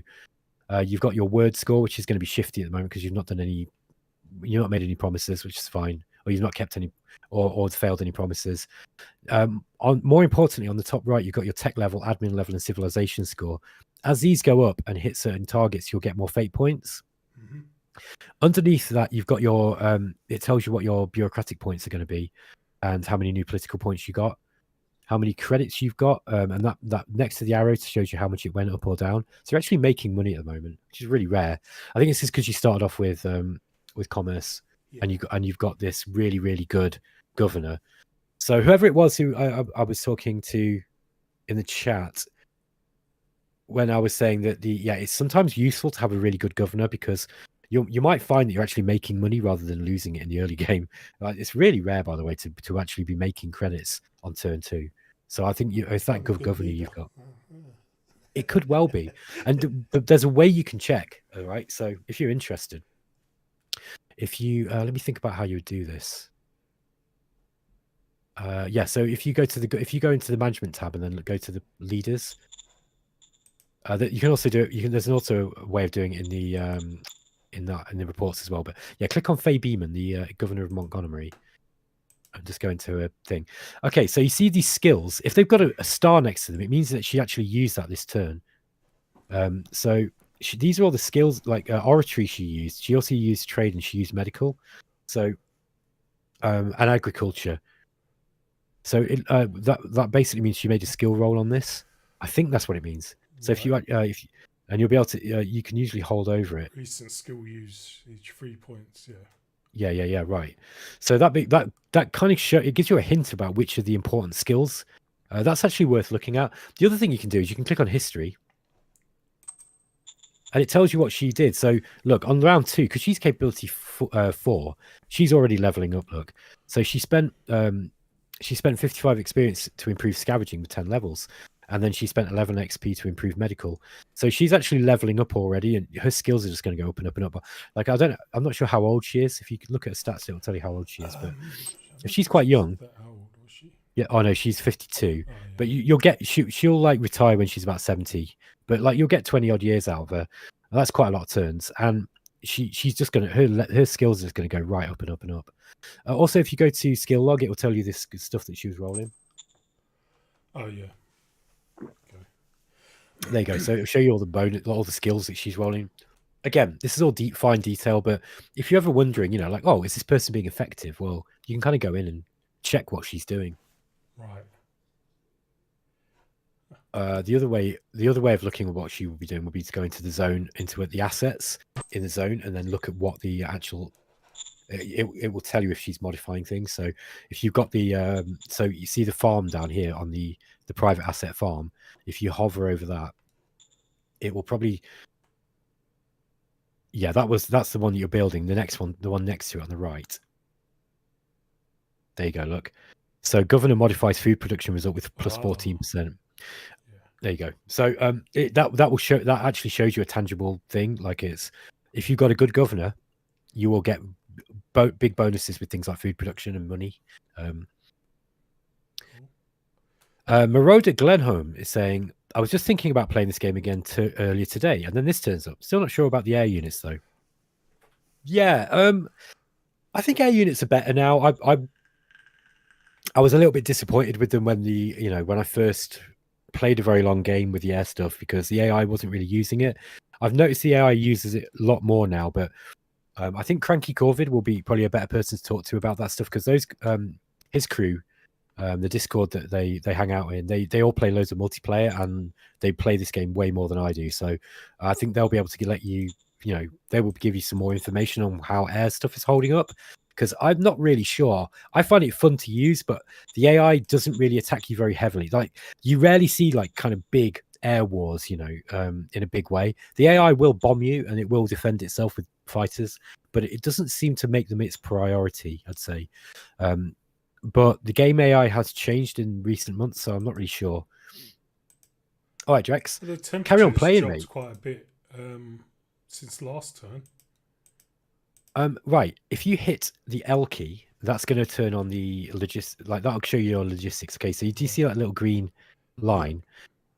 Hit the 1 key again and hide your units. All right, so this is showing you that you've got logistical points coming out along this roadway. Now, this is points that you've still got available this turn that are available for use. So you could actually you've got a strategic move. So you could actually move. You pack your men into trucks and move them down the road if you wanted. You don't need to do that now, but that's one use that you can use for this. For this turn's logistical points that are left over. If you hit the P key, this will show you a preview of what's going on for next turn. So next turn you're going to have 400 points. Right. So you've only got a private transport hub at the moment, so you're only going to be sending out a small amount of logistical points. You don't really need much at the moment, but you probably will want to nationalize that at some point.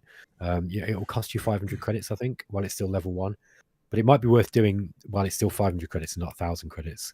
Is that the thing where you can adjust the flow of it as well? I vaguely remember something. What is it that you adjust the flow of? If you hit the T key, that's a traffic light button, and I wouldn't mess with that too much at the moment. Right, okay. The only reason being is because, again, right, I'm the worst person to talk to about the pull system logistics, because I have problems with it, and I seem to be the only person who really has the problems. Like Vic always has to bail me out, because if you leave the pull system to do its thing, it kind of works quite inefficiently and weirdly, and it just makes mistakes. I kind of remember you still have to manage the traffic system so you're not sending off too many points to like dead ends or whatever places you don't. Dead right, exactly. But I think the way that I've been trying to handle it is wrong, and Vic was showing me how you're supposed to do it, and I'm getting confused between the two systems, I think. But it was doing my head in about it, honestly. And the community were getting a bit frustrated with me, because they're just like, "Come on, Ben, it's not that hard." And I was just kind of getting really annoyed, because I was just like, "Why does it never work?" And particularly if I'm playing a multiplayer game and all of a sudden my troops start starving, it just really pees me off. But like Vic's really done his best to kind of like reach out. Like he even took time out of his day one day to kind of diagnose one of the issues that I was having, and he was like, "Okay, yeah, you can fix it like this." But I don't know, like it's a complex, confusing system. I think it needs a rework, actually. I think he's going to look at it at some point, but I don't think that's going to be that high up on the priorities. Right. As it is, Drex, just leave the pull system as it is. And I'll just hit the I key to go back to inspection mode, yeah. And if you want to bring your units back, hit 1. Right. There's another really useful key, by the way. It's the 6 key. If you hit 6, it will show you. There you go. All right. So it was already on. Did you see that if you hit it again? All right, it colors the hexes a little bit, right? So you've got some greenish tinge, you've got the yellow ones, and then you've got some red ones further out. Yeah. What it is, right, is all of your roads, every hex on your logistical chain can be used by each unit to pick up supplies. So if we look at this, you got in the very north, you've got this militia unit here, yeah? Mm-hmm. And that's it. Click on that guy. So if you click on his unit card, yeah, that's right. And then you click on the supply. Yeah, right. Okay, you got it. So you'll see here, it says received and requested. These guys need food and they need ammo. And if you've got tanks or cars, then you need, or trucks, then you need fuel as well, right? Now, they can pick up supplies. I think normally it's about 5 hexes away from a logistical point, so any point of the road. But you'll see, so that guy is sat in a green hex. If you hit the 6 key again, just hammer that key a few times and you'll see what I mean. Yeah. So, yeah. So if you were to move it 1 square north, you'd be in a yellow zone. Yeah. Yeah, that one. So they'd be picking up less of the natural supply. This represents the units having their own kind of like trucks and, vehicles that they're driving to and from the logistical point and picking stuff up. Actually, if you go down to the second tab down on the right hand bar, All right, I'm sorry. God, you're bad as my missus. I like turn left, and she's like, "What?" And then she goes right, and I'm like, "No." Okay, so yeah, okay, here you go. And now, if you click on, it will be used points. Yeah. Okay. So you see these dotted lines. Mm-hmm. You'll see that this is where these units, right? They're picking up bits of supply. So you can see that truck, the armored car or the buggy, because you can see that's red. Yeah. Those guys. Absolutely right. So he's a little bit too far away to get natural supply, and he's got to go through these mountains. Look. So he didn't actually get full supply. That's why that little blue square on the bottom on the. He got 3 out of 8. Yes, exactly. But so he's actually got he's got 15 in stock, but he requested 8 more, and so he got 3. So what happened was he used 8 that turn, requested 8, but he got 3 over. So they managed to just get 3 units of fuel over this month. So this gives you a bit of an indicator. This is one of the critical things in Shadow Empire, right? You really, really need to consider supply. It's super important. You can't just expand out in every direction. Cranky Corvid is saying proper use of air units can absolutely demolish opponents that aren't ready for them. I'm currently winning a multiplayer game mainly thanks to mass use of Thropter bombers and transports. That sounds really cool, mate. The UI for designing them is very awkward, though. Yes, I agree. I really hate it. So does Daz Tactic. We've all kind of complained about it, and I think the last I actually. Vic commented on one of my my multiplayer videos the other day, and he said, "Yeah, I hear you, mate. Don't worry, I'm getting to it soon." Craw Dawnfeather, hello, how's it going? The Crow cosplayer. This game seems so complicated. Yeah, it is. I can't remember who it was now. It might have been Archer or someone, but said they described this game as like the most complicated game ever made. I think I'm wondering how I'm going to remember all this. Drexy, you don't need to. This is the thing. I'm probably. It's my problem. If I've had coffee, I'm probably just going to rant about like certain fine details, but like you don't need to really get into the weeds of this game. Yeah. So it is complicated, Craw, but what I would say is that you can play this game and it's got some amazing little AI features where the game builds certain units for you. It gives you free militia units. It does a lot to kind of onboard the player. The problem is that I think if you are the sort of person who needs to know how something works before you play it, it's going to be really complicated. Whereas if you're happy just to muddle your way through it and figure bits out as you go, and you enjoy that, you're going to love it. Like I'm like that. I don't need to know everything, and then there's kind of like room to explore new stuff, you know, as you keep going. So I'm finding new stuff today. Like somebody told me that if you click on this top left flag icon, that it will center you on the HQ. I didn't even know that. And I was watching Daz Tactic play a little bit earlier on today. Vic was in the stream too. And Daz was talking about some stuff that I'd just not thought about. And I've been playing, I must have about 1,200 hours in this game at least. So I've played it a lot. And, you know, I consider myself to be pretty, you know, good at it now, I'd say. But I'm still learning something new about it all the time because it's just, there's so many interlocking mechanics. Sorry, Drexy, I'll get back to your problem. game. So shall we do that? Maybe just sort of play through and whenever I sort of hit a problem, then we sort of go more in depth into that subject or something. I agree. I think that's going to be much better. I think because for a start, I've been ranting away and my throat is really hurting. So I'm gonna leave you just for 30 seconds while I get a glass of water. Yeah. Shall I just start? My throat. So you just out? play, mate. Yeah. Go ahead. Oh, move key. There we go.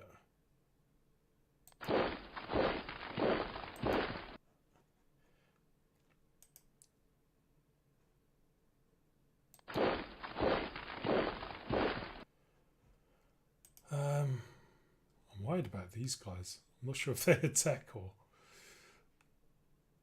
See, they kind of blocked me in here. It's kind of annoying. Yeah, I can't get him back, can I?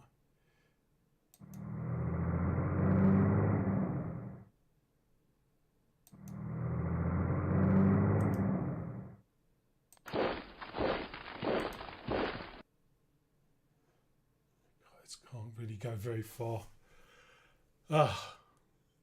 Yeah, I've just been dumped with a lot. I can't actually see the chat. I don't have the chat up. But yeah, there was a lot of information there. It's like, I think, yeah, it's one of those games where you just sort of got to play, and when you hit a problem, then ask, well, what the hell's going on? What is this town about?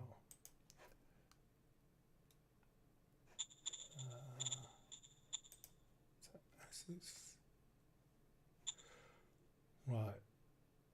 Free town folk.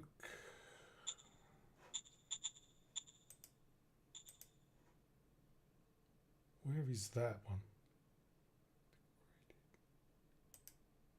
Ah, right. If you click on it, it takes you to them.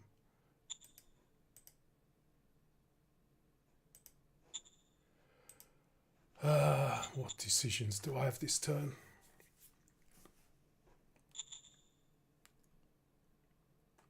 I think I'll just go for this. Roger that. +7.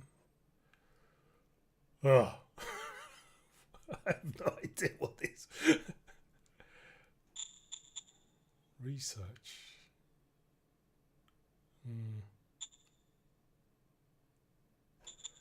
Where was the research?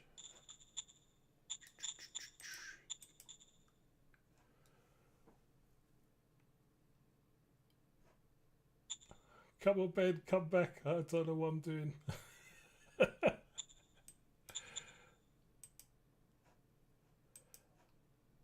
If I remember correctly, so go back. Okay, I'm back. Ben, save me. I don't know what to do here. All right, so what are we looking at? I was just having a look through my decisions. I did one. Okay. National budget. Okay, so this is your political points. You get to split them between the two councils. What are the other decisions? You don't have to take these. You don't have to do these in order. You can look through the other ones. There you go. Click on these tabs. So, for example, here you got. Here's a little bit of a hack. You got national decisions, right? The one that you were just looking at is to balance out the budget. But if you drop somebody's budget or raise it, it will affect how they like you. If you drop the budget, they'll really, really not like you. Whereas if you raise it, they'll like you a little bit more. So if you want to drop the council's budget, do it before you put a leader in, so that you don't take a hit. Right, so you're not taking points from. But here, if you make that decision first, don't do it, by the way. But if you were to raise and then lower research, then he'll get upset. Right. So what you want to do is you want to put a new director in first. Now just have a look at this guy. They're actually putting. You've only got one person potentially to put in here. His intelligence is kind of low, so he's not great. He's he'll be better as an OHQ. But if you the way to add new leaders, there's some stratagems to do so. So first, what I would do, military research is really important. So you want a decent leader in there. Go to stratagems, the strat next to the decision on the top right. Now go to nation. There you go. And then you've got recruit junior. So this recruits a junior leader. It costs 7 political points, but I would recruit at least one of those. So just recruit one, see what you get. Roger Click on. There you go. Now just go back to that decision, and it'll show you who you've added. Click on all decisions. Here. So this guy, click on him. He's got better intelligence and his capability too. He'd be okay. Again, he's actually good at covert ops. So it'd be better. He might be someone you could put into the Secret Service later, but he'll be better than the other guy. You could try rolling the dice one more time but I would look at the other decisions you've got to make first, because you've only got a finite amount of political points. So go to DIP decisions. Just ignore the maritime trade house stuff for a minute. Oh, and these guys this is the people, they're demanding an oath of peace. I would definitely say no to that. I would really, really invade them. You don't want to. Is that those guys that are near? Yes, this is the zone to your right. Right, who've blocked my dude off. Yeah, if you go for the Foreign Affairs Council first, then you can actually incorporate them peacefully. And that's really strong, by the way, if you do that, especially because you get all their units. The problem is it takes a while, and is a significant political point thing, and it's not as fun, and you won't get any model design points for your forces. So I want to take him. I want to take him out. How dare they block that road? Roger that. Craw Dawn Feather is saying, "Oh no, I'm all about bumbling my way through everything." Yeah, that's how I basically play. I'm really not that good at min-maxing stuff. I just can't be bothered to do any maths. Like I'm usually too lazy to do any research, so I have to bumble my way through everything when I'm learning. Fish Pilot says, if you have the spare time, watch Daz Tactics tutorials. He does an absolutely awesome job with this series. From originally, and then I don't know, I fell off it and then never went back. Yeah, I highly rate his tutorial video for Shadow Empire. I think it's really good. The problem is this so long. Yeah, my ADHD just goes. I didn't watch them all. I got to be honest with you. I tell you, there are a couple of episodes of that I think are absolute no-brainers though. The episode about model design really helped me, because I did not get model design until I watched Daz's video, and then he opened that up through me. And model design then went from this arcane, weird black box science into, or like kind of voodoo into something that's fun that you can actually work with. So I would definitely watch that one. There was another one as well. Which was it? His video on combat mechanics is really good as well, because combat again seems like it's all rushing by and you don't really know what's going on until you realize all the stuff that goes into it, and it's super fun. Like if you like that kind of thing, you're gonna love Shadow Empire. So I think that, you know, watching Daz's video on combat mechanics is really that's a must watch. Yeah, I need to watch it. I think the game I was playing, I was attacking this minor faction town, and I lost so many units. I didn't really understand why, because I thought I was stronger than them, but obviously not. Yeah. Usually it's to do with recon points, so we'll talk about that when we look at the combat. Right. Rory McBride is saying, thanks for doing this, very useful, got to go now. See you later, Rory, thanks for coming, mate. Rory.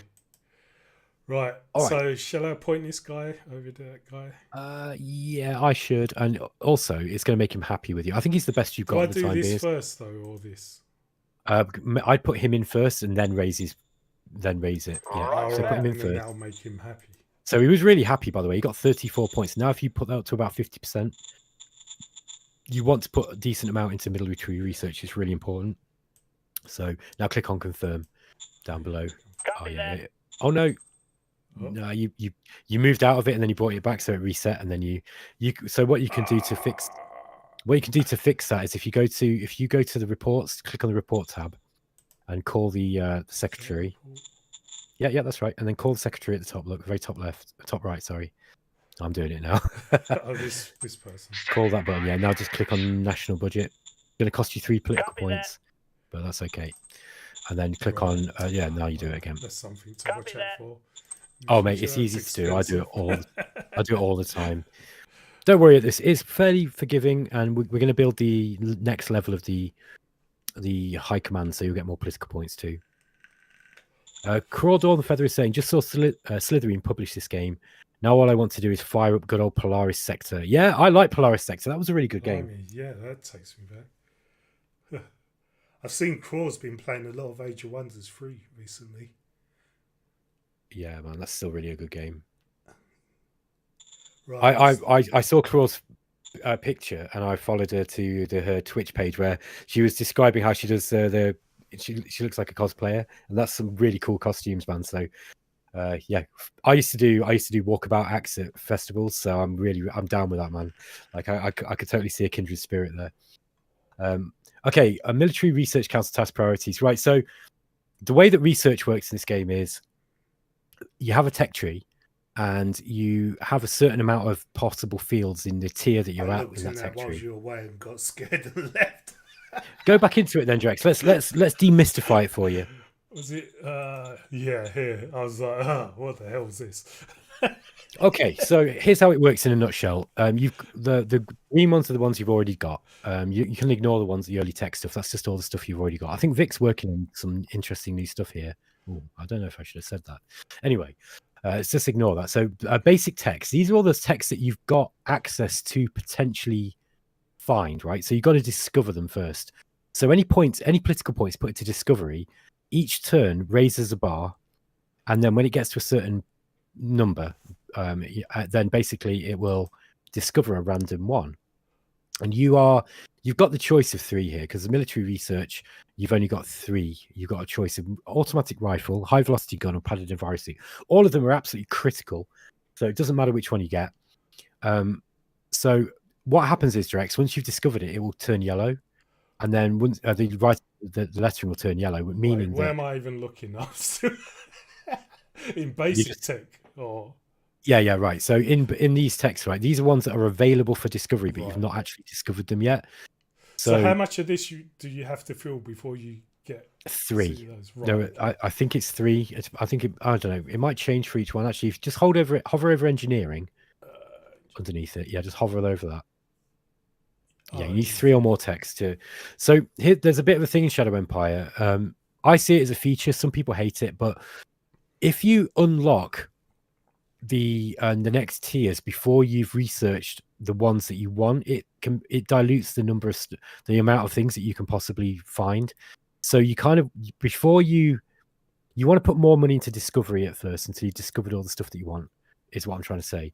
So if you go back to that decision, Craw's saying, alrighty, off to cook dinner for the house. Enjoy your so totally not complicated game. Thanks, Craw. Take care. Cheers, Craw. All right, so yeah, I would leave it probably as it is.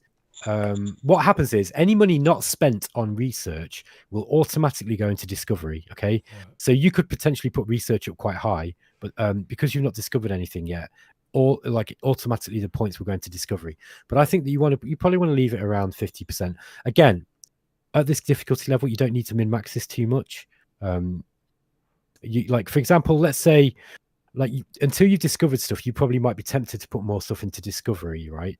So let's say that you're in the economic council instead, and you really want to get a fuel production building that you've not got, like power plant. Then, or, energy. Sorry, like a power plant. Then you might want to desperately put everything into production. But I think for the time being, I'll just leave it as it is. 50-50 is probably. Right. Yeah, it doesn't matter because you can't research anything. No political points are going to that anyway.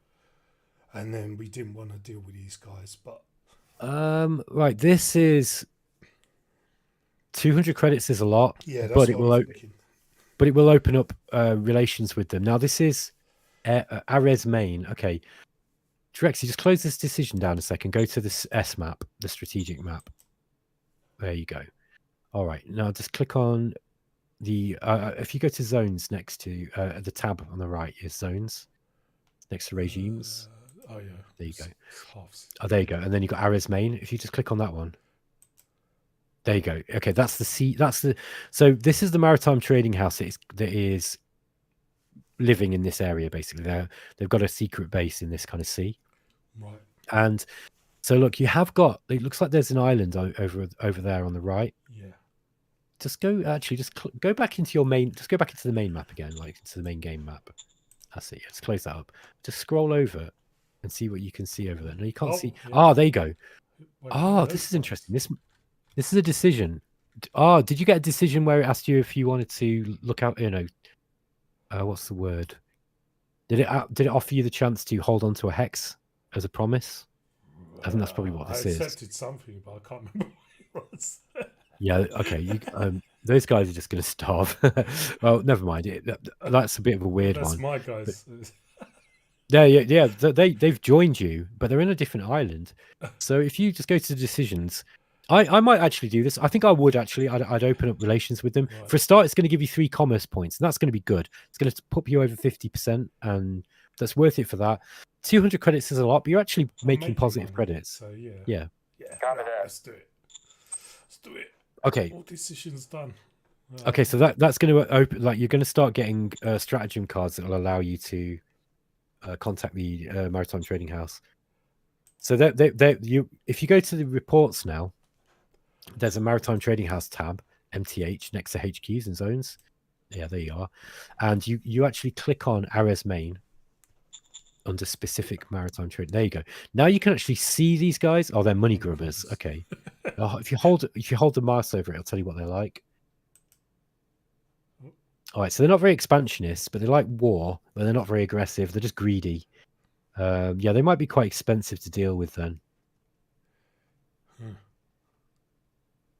They pay lower dividends as well. So then probably they've only got 3 ships too, and they're slightly pro privacy. Okay, be a bit careful with them. They might start dumping pirates on your coast. Oh, great. So it depends on how many minor regimes you've got. Well, those guys you can use those to explore. Yeah, that's what I was just thinking. Where are we? Yes. Maybe just find the coast around there. Although going into the ruins is also useful. These guys are slowly starved, by the way. They're going to be supported by you now, which means they're probably going to starve unless you get. The only way you can deal with that really is to get a contract with, unless you follow that coast around to the right. Yeah, that's what I was just thinking. That probably links up to my land. I should have went the other way. Yeah, they'll be all right. They will survive quite a few turns. I often forget about those guys, and they end up just starving to themselves. So yeah.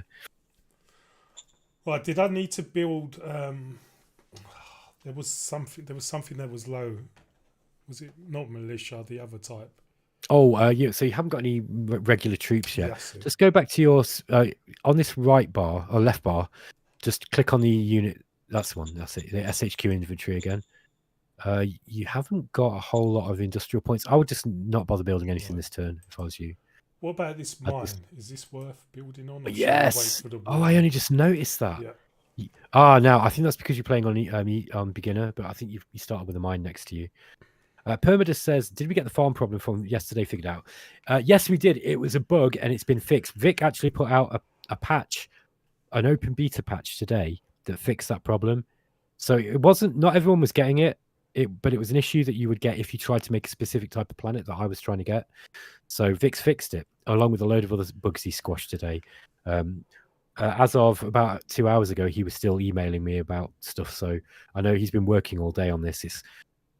It's a big day for him to release this DLC. So he's been working hard, just trying to get any like problems fixed. Because there was a lot of stuff that we missed in the beta, the beta testing that we didn't catch. And there was that problem that I found on that live stream. I found that at like 11 o'clock at night or midnight, and I emailed him at midnight saying, "Vic, I think we've got a problem." And it turned out, fortunately, that it wasn't that big a deal, but it did affect a few people. People found it on Steam. So yeah, but hopefully, I think the patch has fixed it, because I tested it before Drexy and I started recording, and it seems to be working fine. So I think that's fixed. Carry on, Drex. Right. So, how do I fucking build again? Oh yeah, I wouldn't construct. you've You got. said we don't have enough of something. I'd go to the assets tab again, and click in in your zone, Yeah, assets. Yeah. and click in your zone. That's it. So so you've got one of these buttons on the right selected, the very bottom one. I'd unclick that. No, the very bottom one. Yeah, That one. that's it. I can't remember what that one does, but it's a filter of some kind.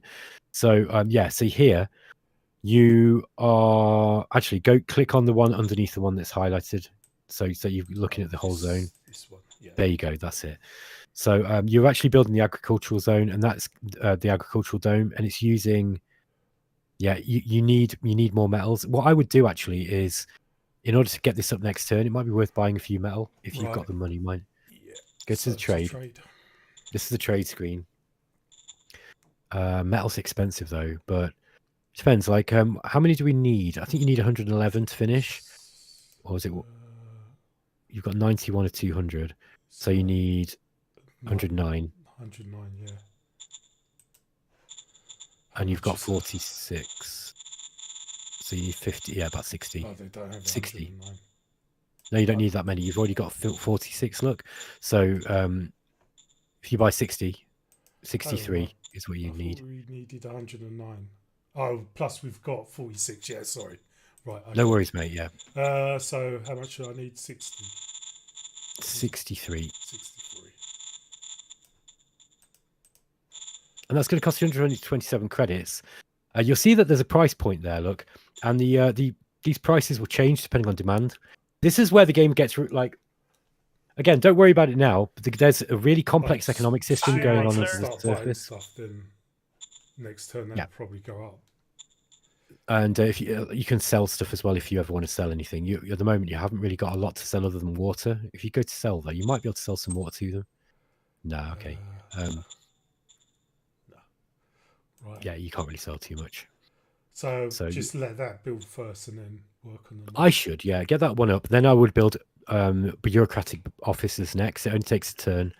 That would be a really important one to get up. You could have got that up first, maybe, because you're only losing a little bit of fuel, but food. But like, it's safe to get your fuel, the food asset up first. Then you can go for the bureaucratic office if you want. PEMDAS 1991 is saying, "Very cool, nice catch." Yes, yeah, I was lucky that we did catch that. I'm glad we caught it. That Vic had enough time to start fixing it today. I think that could have caused real problems, actually. Cranky Corvette said the next asset should probably be metal mine on that deposit next to the capital. Otherwise, metal is going to keep being a bottleneck. Yeah, that's what I was thinking. Yeah. Okay, that's a good idea then. I'll just move these guys back in. Oh, yeah, you're still out of. You can see you're in this kind of like turquoisey color. I'd probably move them. Right. They're out of supply now. You see, so their combat stats are going to be a lot weaker while they've got that blue square. Right, so try and move them. Oops. Yeah, I'd move them. I'd like keep them. Try and get them into the yellow at least. Yeah. Okay. But they'll be all right for a turn. I don't think those guys like. I think I've moved. Yeah, I can't really move them any up further. you can what like they will probably declare war on you next turn. I'd say. Oh, really? Yeah, I'd say so because they asked for a treaty and you said no, and you're kind of penning them in. So they might declare war on you. It's not a big problem if they do. All they're going to do is they'll probably take a few hexes off you, but they've got to get through these mountains. They won't be able to get too close to Montgomery, and you can quickly move back those units next turn. So I think you're fairly safe. Right. Yeah, Cranky Corvid's probably right. You want to get that metal mine up. Yeah. Next turn. Yep. Mr. AI, do your thing. Don't attack me. I think I should see those guys. If you want to relook at it, you click on the history tab. There you go, and then you can just step through. Yeah, they didn't do. All they did was they took that hex back. Yeah. Right. So that's they've not invaded. Right. How do Go back to the vidcom. Yeah. So yeah, we're on the third part of that. What's this? So you've discovered high velocity guns. Nice. Guns. Started an auction. Okay. Don't know what that means. Yeah, this is a bug that's being fixed tomorrow. I think they're spamming out auction requests at the moment. I think Vic is going to fix this. Is it still better to stay on the? I went back to the normal branch. Is it? I wasn't sure whether I should stay on the open or not. I think it's fine. Like I would probably go to open beta just for the next few days because there are a few bits and pieces that Vic's fixed up. Right. But you didn't seem to come across the issue that I got, so. We're expanded. Low treasury. Okay, it looks like that militia unit started getting more supply. Look, its supply colours turn up to yellow again. Oh, good. Oh yeah. Oh right. That's the actual. Yeah. I see it now. What's this about? Yeah, it's warning you you're not got a metal production place. Yeah. So, as Cranky Corvid said, yeah, that's probably the best thing. You still got 0.1 of a turn left, by the way. That's kind of unfortunate. It looked like I thought it was 1 turn left, but I think it was 1.1 turn. Anyway, so next turn you're going to get the agricultural dome up. I would start making the metal mine this turn though. Yeah. Not colonization, construction. So yeah, have to click in the hex first. The hex. Yeah. Got it. Right. It's under mining. Now, just look at what it requires. On the left, it's telling underneath the name, it's telling you what is needed in order to build it. So it's 2 rounds of one machine, and it's going to be 1,000 workers and then 125 industrial points. And then what it's producing is on the right, and so that's going to produce. It's going to use at the top 20 electricity, and that's what you get in return. Yeah, this is turn by turn. Is what it's going to give you for what you're putting in. So it's going to use 20 electricity, and it's going to use 1,100 workers. It doesn't swallow those workers, but it means it's going to use. It's going to employ them, and then every turn it's going to spit out 250 metal, and that's just for level 1. And what you want to do is you want to level it up as quickly as you can, because they actually you can upgrade those assets really easily, and they start spitting out metal really fast. So yeah, start that construction. Affirmative. Yes, affirmative. Yeah, here we go. There you go. 2 turns left. Oh yeah, 0.1. Great. That's a silly number. It is, yeah. It's an annoying number. We were hoping that it was going to be done that last turn. What are these arrows showing here? What does that mean? Okay, those are showing that with the action points that you have with that selected unit, you can actually attack. You could move and attack, but you're not going to. I don't think that's a good idea with that unit. That's not as good as it looks. It's that's basically a bunch of, in Last of the Summer Wine when they go down the hill in the bath. That's basically what that thing is. It's a bath. It's a bathtub with some wheels attached to it and maybe a gun, like a rusty musket. So yeah, not very good. Right. So what I would do there, I'd probably just leave your. I'd probably start exploring to the north a little bit, but I would definitely leave some guards next to those. You want to put the infantrymen on the mountains next to is it Kalos Heights? I'd probably get some down there, or at least if you can't get on there, then next to it. Yeah, like there. because if they do decide to invade you, they might go straight for Montgomery, and that will cause danger in your city. And you do not want that; it's a big problem. But the other units, wow, this is real mountainous terrain you've got, by the way. Actually, what I don't. What is this symbol that Daz has put on here? Is that forest? Forest, I think, or jungle, or something like that. Yeah, fair enough. What are these? Now the red means you're going to be out. That means Yeah. you're going to be out of supply. So I'd probably you can go up there and then move back the next turn, but they will. It doesn't matter if they're out of supply for a turn. It's when they're out of supply for like 2 or 3 turns you'll start getting starvation. You'll start losing troops. Yeah, they can do that. That's no problem. I'd probably move. I'd keep those where they are, or move them maybe onto this mountain. I'd move it back into some better supply. Probably leave it next to the units, the enemy units. They're not. I don't think they're going to attack you, but you want to constrain them from taking any more territory. Yeah. They've already taken that high mountains. Look. Yeah, they've taken 2 now for me. Yeah. So maybe move the other. You see that other mobile unit? I'd move them back there. Yeah, like that. There you go. So just let them know their place. This belongs to me. This is Drexy territory. This is Drexy land. Drexy land, yeah. This is Drexy country. Jeez. Okay, so right now you've discovered high velocity guns. So that means you can now dedicate research points into researching or into actually it's so confusing. Discovery is when you try to find it, right? And once you've discovered it, then you can research it, if you follow me. So now you can research this using your research allocation of BP. So I'm going to click on that. And that'll come through in the next few turns. Now, this is a stock auction. You can buy stocks in Ares main.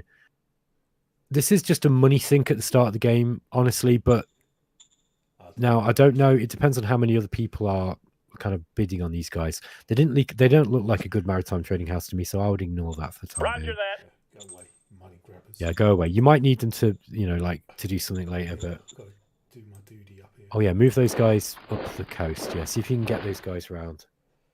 They're not going to be able to move far because they're out of supply. Yep. Requested 5, got none back. 0 out of 10 food. Oh boy.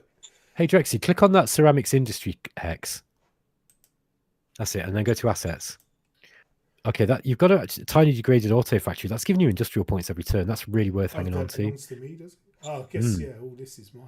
Nice.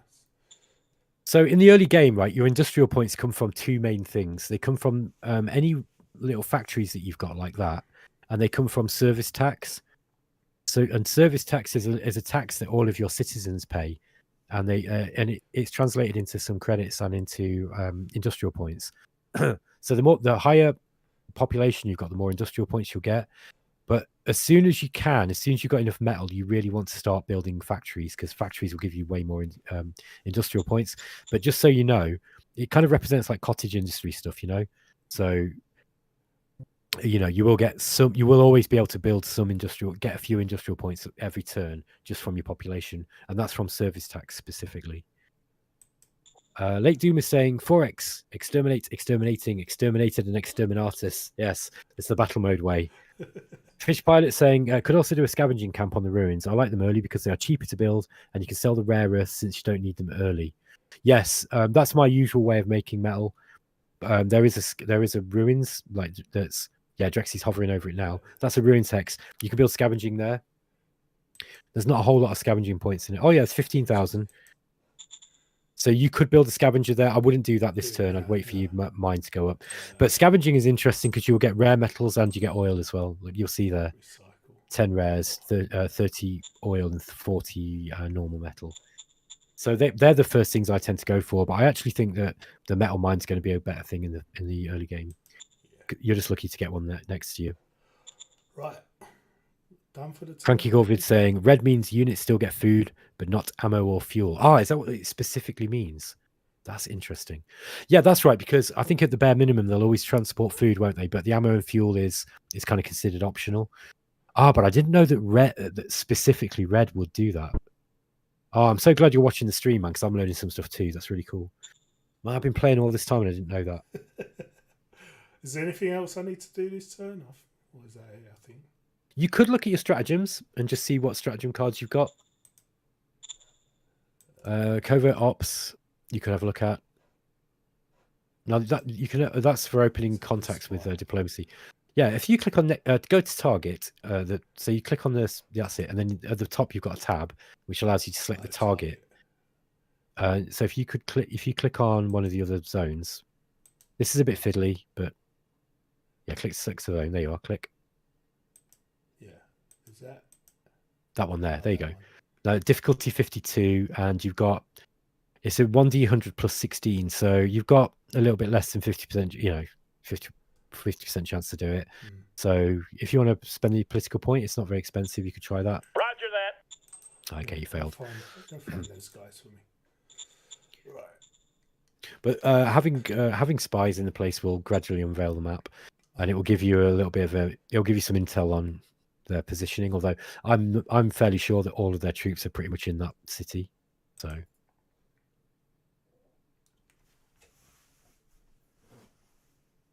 Oh, what's that? It might have just been some kind of like alien wildlife that's probably not that important. Token could be improved relations. Okay. Give 400 Okay. credit. Yeah, so you'd spend a political point and then 400 credits, and it would raise your relations with whoever you did that with.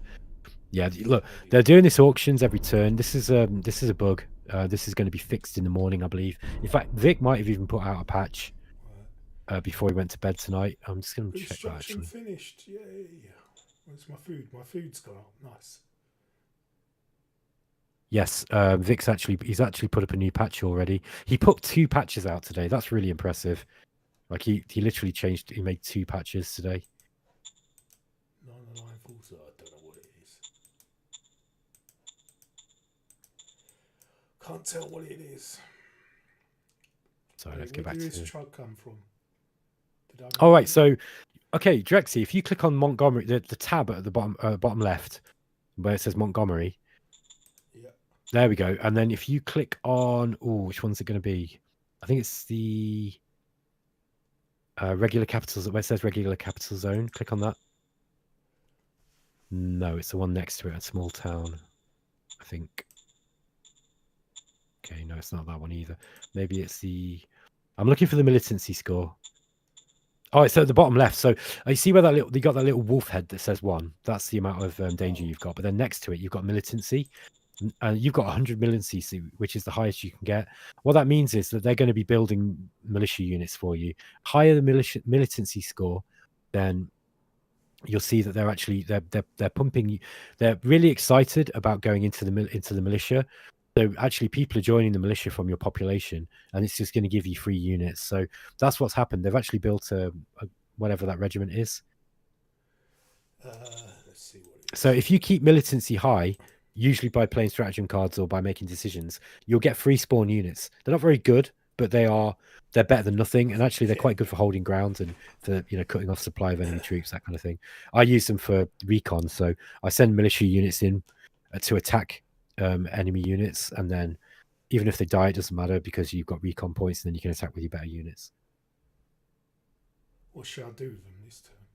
It's up to you. I mean, you've only got you're going to need to build roads if you want to go further into the to explore further. However, you're still currently building the that mine. So if you just click on assets again, press I to come out of the movement mode as well, so you don't accidentally move anything. There you go. Yeah, so you've got so the aggredome's finished. Next turn, the agrodome will be giving you food. In fact, it might have even given you some this turn. +70 this turn. Oh no, that was the farm. Look, that level 3 farm just suddenly producing loads more food. All right. Oh, that's why.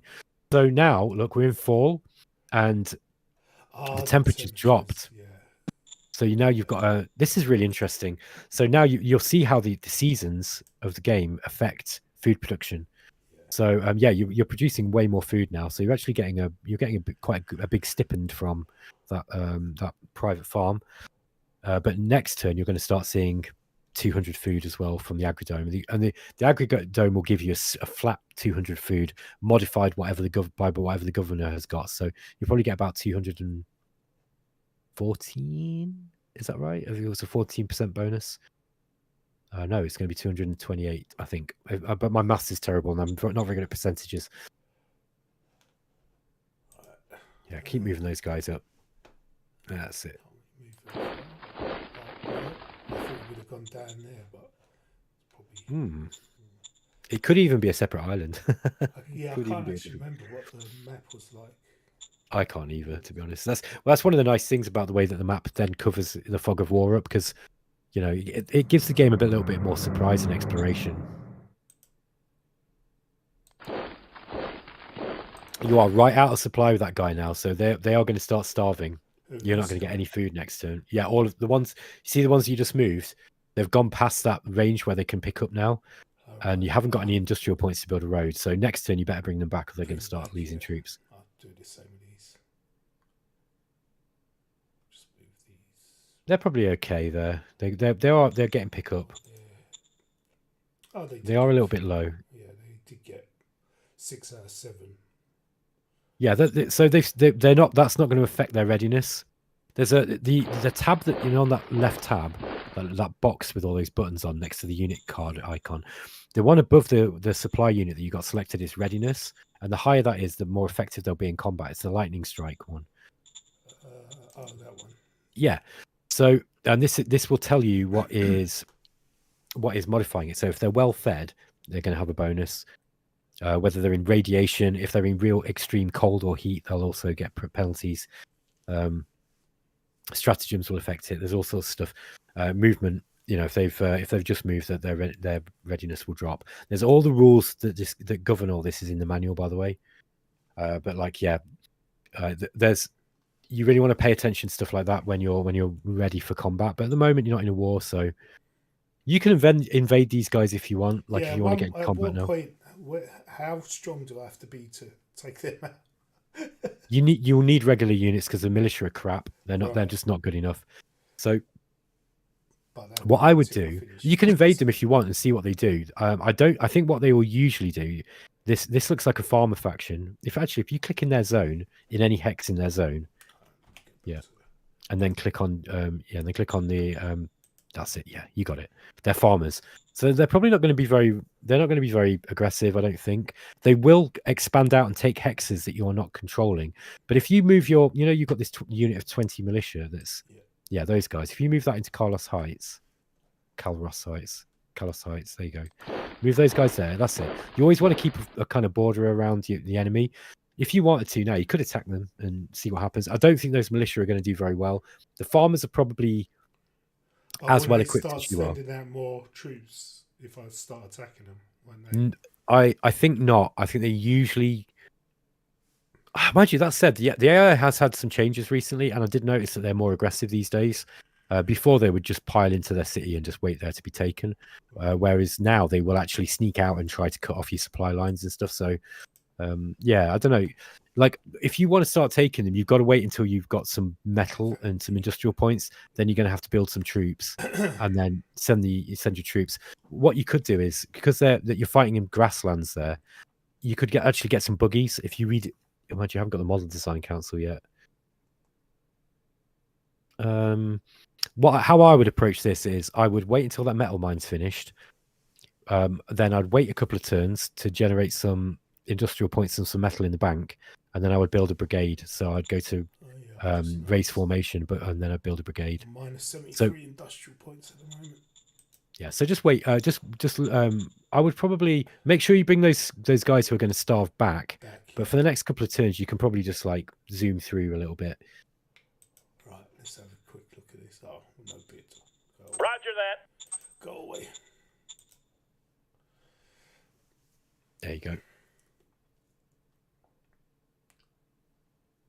Okay, so it looks like there's some other factions up in that corner. Yeah, I saw some movement. I did too. Okay, so you gain technology fascination. This gives you the research bonus that you were looking for from Mind. You've discovered automatic rifle. Nice. And you got a non-aggression pact card. Yeah, that orc. Oh, look, you've been cut off by something. Yeah, you got to be careful. You know, the enemies can come out of nowhere. So that unit, you're gonna have to move it down and try to get it back. But it looks like you've been, yeah. That might be the best move. I think if you go, I Prepare for probably would. evasive maneuvers. Go Get ambushed. out! And they did so much damage. They killed 2, and they didn't even reveal them. So that might be that could be aliens.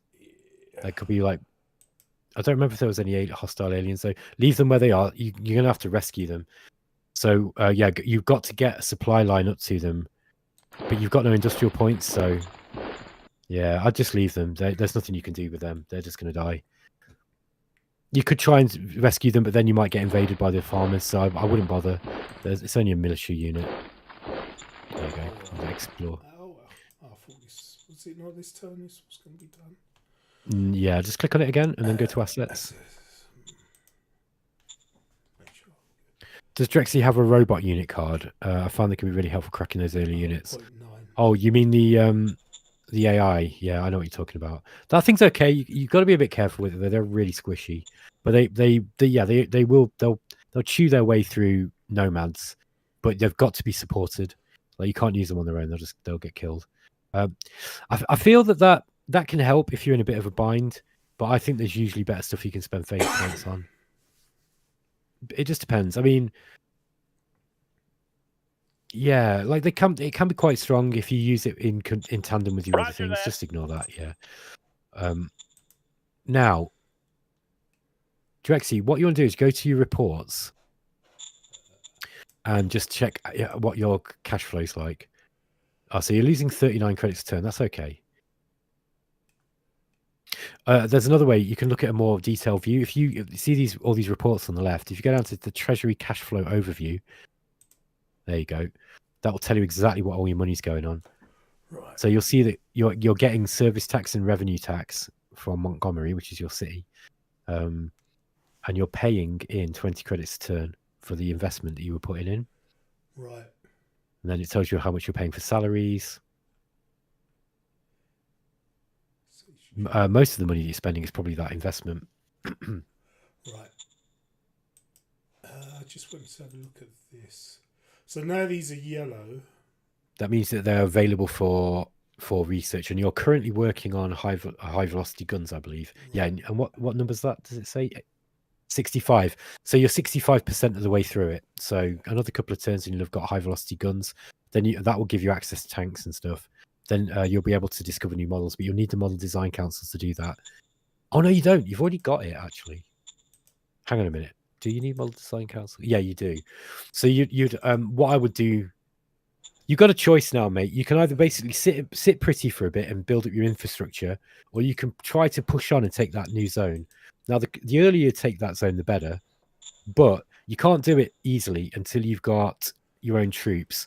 And your own troops are going to be, even though they've got a good model, with the slug thrower, they're just crap. You're going to lose a lot of troops. Really, what you want to do is you want to get the model design council up. Once you've got the assault rifle and the envirosuit, then you make a new model, and then those guys will be way stronger. Or you could just use the model that you've got and then build some buggies and try to use those to storm Fairbridge or whatever it's called. But the thing is about buggies, they'll get a penalty going into cities. So it's a bit of a trade-off. There's a couple of ways you can do it. You could also like wait for tanks, and tanks, like light tanks in the early game, are quite strong. So you could probably just brute force your way into that with a couple of light tank units. Right. But yeah, I mean, sooner rather than later, you must get the next bureaucratic office up. Yeah. Well, let's get this metal thing out of the way.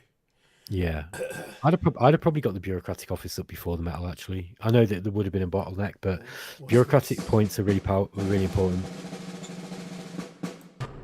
Fish Pilot is saying, yeah, I like to send them in with militias for sponge. Yeah, that friendly AI or whatever it's called, it is a really good card. I know that some people who play multiplayer ban that card because they say that it's too strong.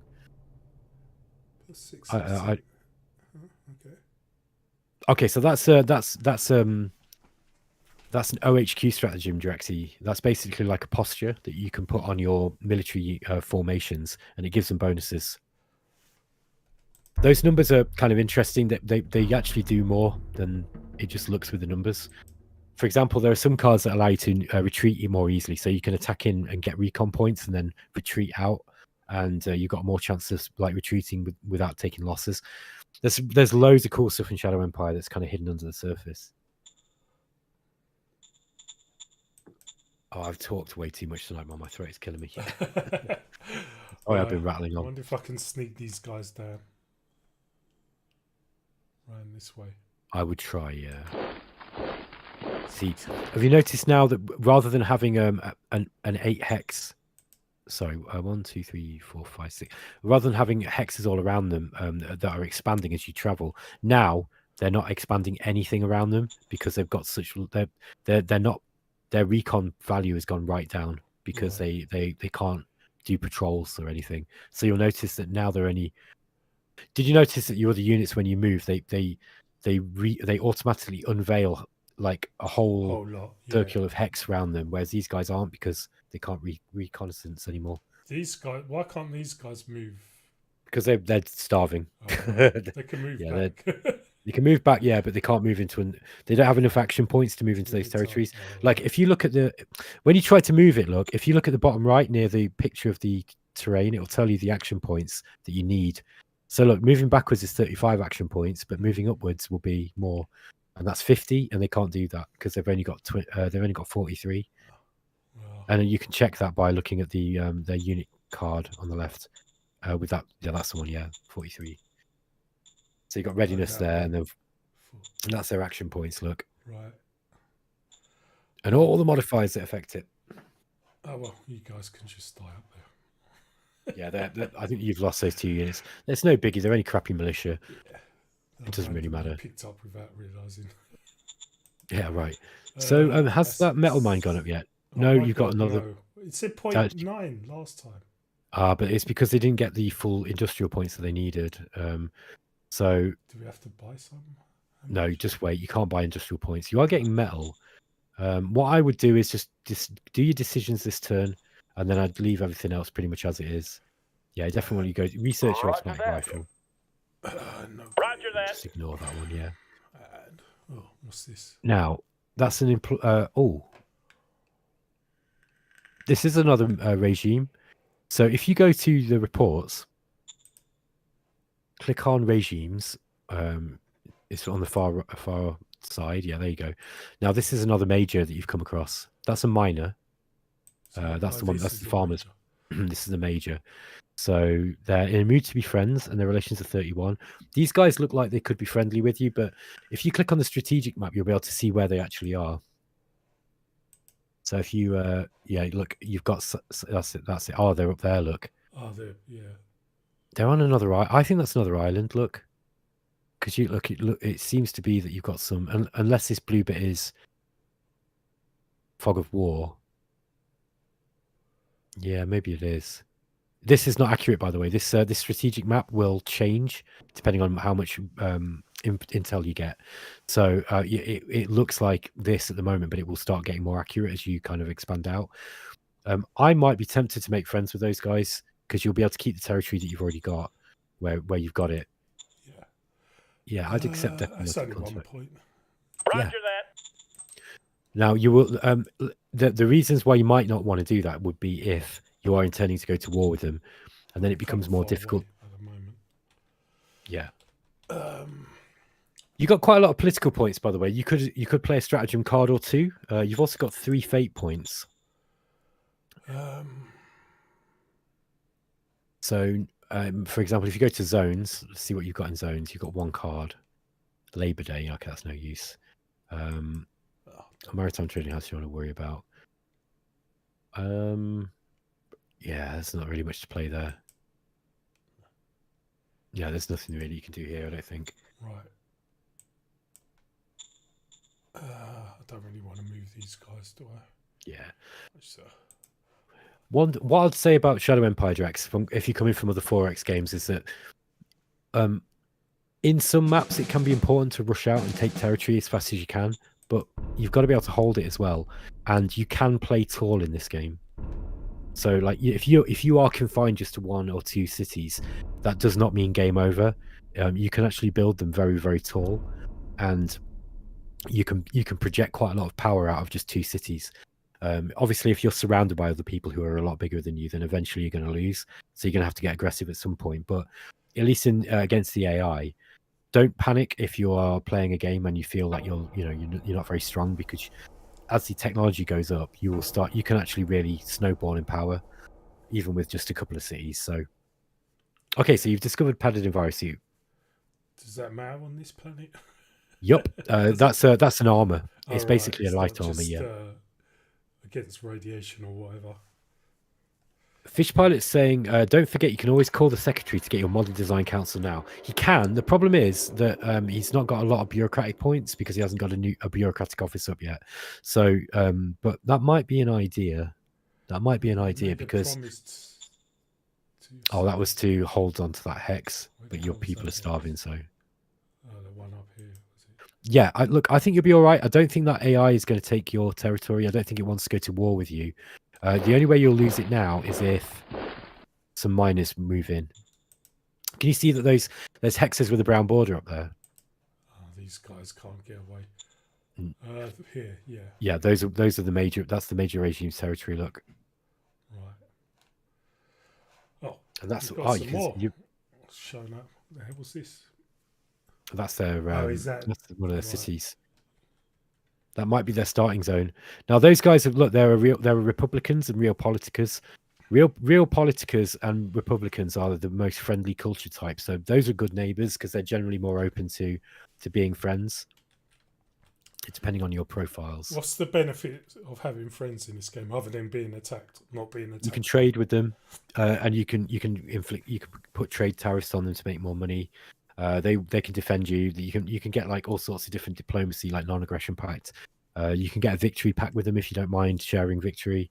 That could be cool because you can just like absorb you don't absorb them into your nation like you do with miners, but you kind of take their it counts your territory and their victory points and yours together. So if you kind of want to win the game early, you can kind of become friends with them and then say, okay, we're going to have a victory pact together. It's a way of ending the game early if you're kind of getting bored and that kind of thing, or if you like playing diplomatically. I think it's kind of like it's kind of easy to cheese the diplomacy a little bit at the moment in Shadow Empire. Like so yeah, I mean, if you want to play peacefully, actually that could be one of the strongest strategies that you can do, at least on these kind of planets. All right. So I need to build. What was it? Has that gone up yet? Yes, it has. Now it won't start producing anything. But have you noticed how you're now getting more food? Yeah. Oh, you could probably sell some food now for money, and you're probably going to have to because. So I would advise doing that. If you go to your trading,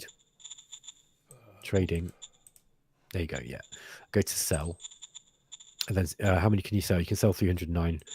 You're only going to get 0.18 credits, but it's 55 credits. I'd do that because you're making 244 a turn. You're not really using them at the moment. And yeah, I'd save everything else. Now, I would definitely get the bureaucratic office up next. It's really, really critical. You get that up pretty soon. So it's in government. Government. And bureaucratic office is 1. That'll come up next turn. Oh, yeah, it should. Provided you don't build too much, it will come up next turn. And then that will give you an extra 50 bureaucratic points. At that point, I would probably, in fact, you could probably call the Fish Pilot here is advising. If you go to the reports, call the secretary and say no organization. Copy that. Yeah, there you go. And then get the model design council. Copy that. There you go. Every time you add a new model, new Roger council, that. by the way, it costs more political points each time. Right. So yeah, at the moment, right, you are. I would move like you're in danger of enemies coming down from the north. So I would probably see that that one. I'd probably move them. Yeah, kind of up here, or maybe just in the. You don't want to be out of supply, but like put them like. So they're in the position north of Montgomery. So just in case anything does come down, it doesn't. Yeah, that's it there. What about this scary thing or whatever that is? I don't think that's going to do anything. I think that's just some alien. I think that might be just like a herbivore alien. I don't remember there being anything carnivorous there. That's what attacked me up in the north, though, I think. They've slowly been moving down. Really? Yeah. So it can come on land, whatever it is. Are you sure? I think so. Because last time they were here, where that dark spot is. If that's the case, then you can probably go and rescue that unit. Although there's only 2. I mean, they're dead anyway. Really, I would. You maybe in that case, if they're coming down like that, put them in Montgomery itself. So you've got something defending them. Oh, Yeah, maybe just leave them there. You don't. You if anything walks into your SHQ, it's game over, man.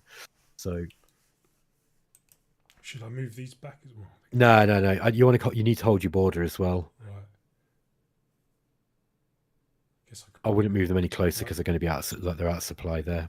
So what you can do next turn is next turn you're going to have the bureaucratic office up. I think next turn you want to the turn after that. You've got an option. You either build a road up to the ruins and then get the recycling plant up, or you start saving your money for for a brigade, and then you get an infantry brigade up. And then once you've got an infantry brigade up, you've got a chance of taking Fairbridge or whatever it's called. I can't see what the name of that place is, but what was the hide key again? 6? 1. 1. Ripple Bridge or Ripple Ridge. Ripple Ridge, that's the one.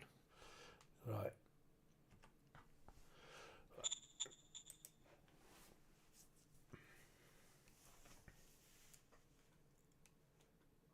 Oh, yeah, that one came onto land, see?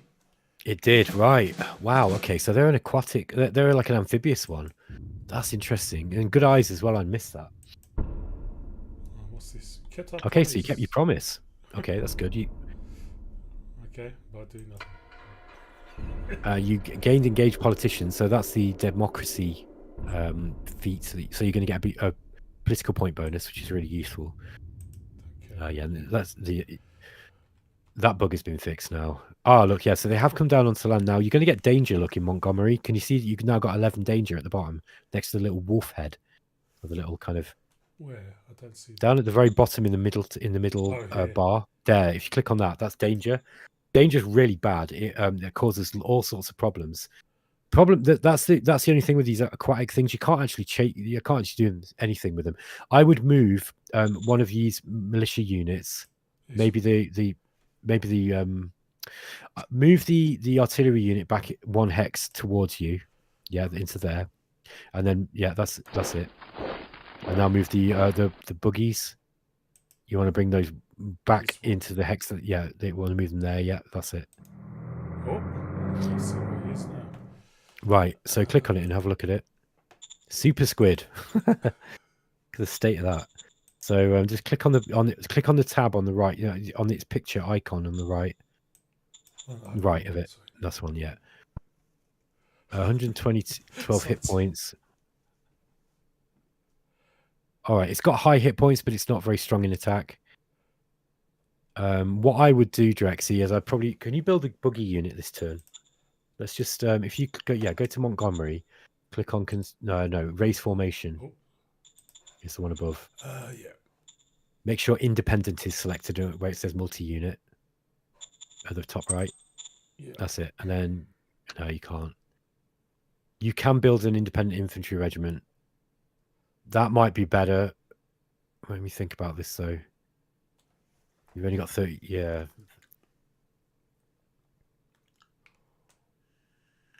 Right. Even a single independent infantry regiment will be useful. You can get I mean, that's going to use some of your resources, but it will get a unit up, and you can use that to attack those creatures. Although I don't know how well it's going to do. Hold on, 3,600 line troops. Wait a minute, hang on, that doesn't look right. Go back. You want to put it on battalion at the top there, size. There you go. So just a battalion is probably better. Yeah. So click on raise formation.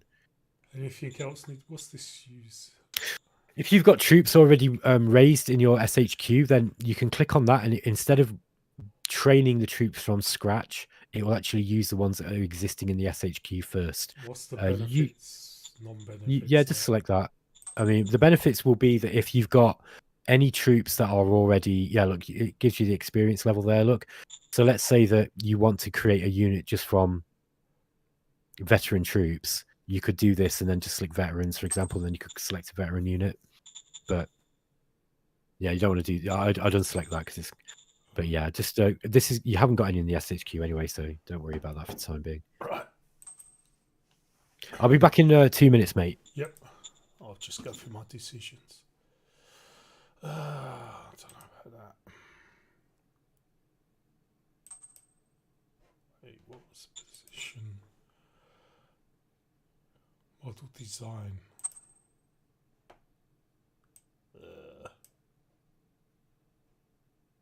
I'll leave that.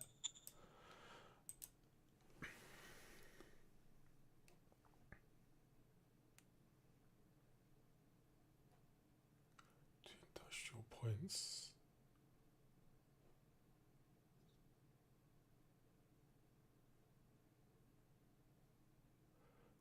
What?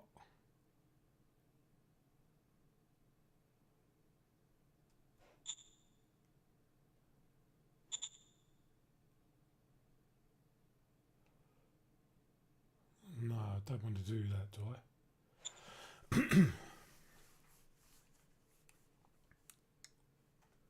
Don't need the credits.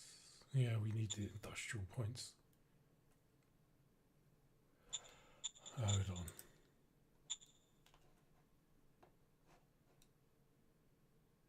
Commerce. No.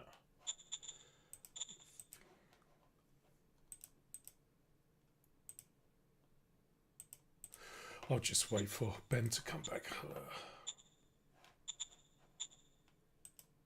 Yeah, they're not moving anywhere. Ah, this game is so complex. Well, it's not, but yeah, there's a lot of stuff to learn, I guess, over time, which is good, I guess. Bloody squids, though. Points, hard attack, defense, soft attack. What's the difference between a hard attack and a soft attack? Is that against unarmored units and armored units? Don't know.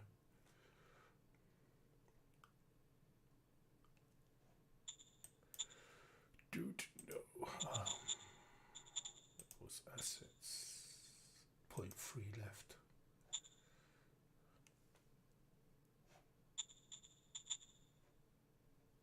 Don't know what that's about.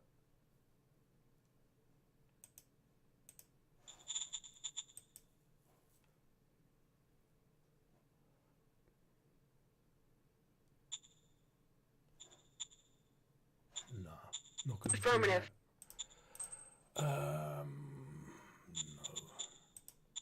Roger that.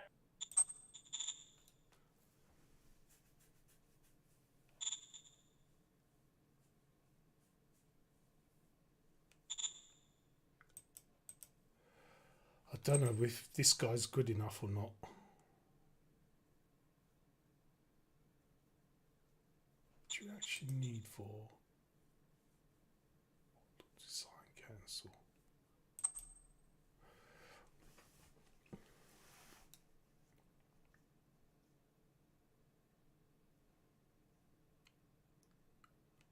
His improvisation's high.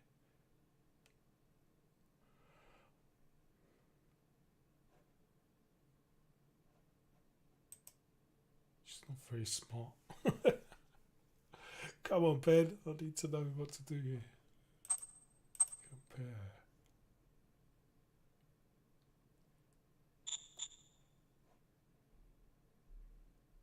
Can I see?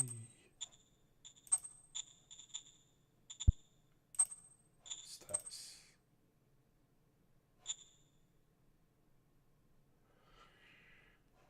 Oh, I see 30. That's the secretary. Well, I'll just wait for Ben.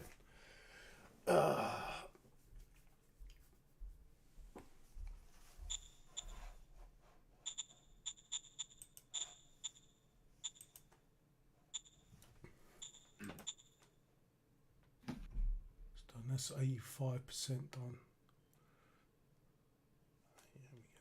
PEMDAS is PEMDAS 1991. Soft is good versus infantry and hard versus armor usually.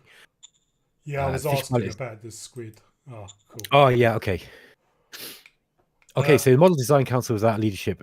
Hopper Parkinson, just click on him, This see what he's like guy's again. only 21 intel. What's Yeah, not the best. yeah. Let's try getting another junior. So if you go to stratagem cards, Oh yeah, that's it. now there are factions in the game, and they will sometimes offer you people. But yeah, getting a junior is always a way. Roger Now that. the SHQ, sorry, I think it's the command council will give you those cards from time to time. Oh my god. Yeah, she's not so good. She might be okay. She's all right. Like she's got quite high charisma. She might be okay in a. She could be your governor, but she's not going to be a very good one. Yeah, you're going to get some stinkers occasionally. Do I roll She's not again, very good. or? I'd just put Hopper Parkinson in there, to be honest. For the time being, we'll find someone better later. I would keep that on no change because you do want to discover some of the new models ASAP. Oh yeah, this is the. See, when I played last time, I had this early. This is what I was talking about. Well, you might have got it. How did You might I have get got it this early so on if early you start. before. You might have started on a higher tech level than, or you might have started with the Model Design Council already.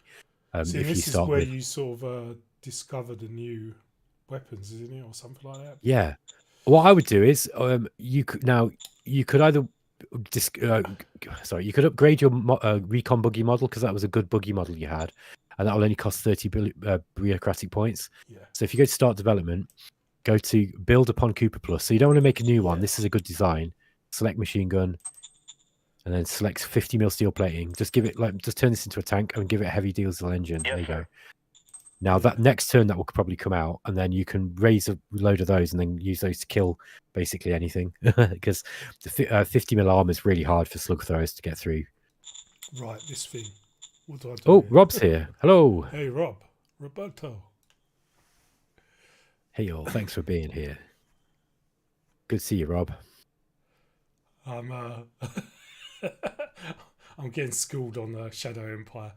I'm not sure how much I'm taking in, but I think you seem to be doing all right. Right, this leave it as it is, or Ben has a review for the DLC coming really soon. Well, it's kind of more like it's not really a review because I haven't really played it enough to do a proper review. What I would say is it's kind of an educated guess as to what all the features of the DLC add. I'd say like it was actually, I've kind of copied it from some feedback I gave to the developer.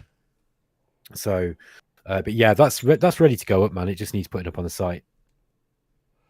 right. Drexy, I'd probably level these out a little bit. Model design is kind of important, so I'd probably put a little bit more into that. What's the Supreme Command Council? Well, that's divided between your political points that you create and they make stratagem cards as well. Right. So I'd probably put more into model design, just level them out a little bit. You've got quite a lot of political points actually, so you could probably put even less into the Supreme Command Council, maybe. Or maybe put Supreme Command Council down to about 30 and put the other two up to compensate. Yeah, something like that. Yeah. That looks good. Copy that. Right. Did I get any new duties here? Oh no, that's the ones I moved back. Fish Pilot saying, battle mode, you need to walk away more. It's mean, but watching Drexy stress was entertaining as hell. Sorry, Drex. I was like, I don't want to.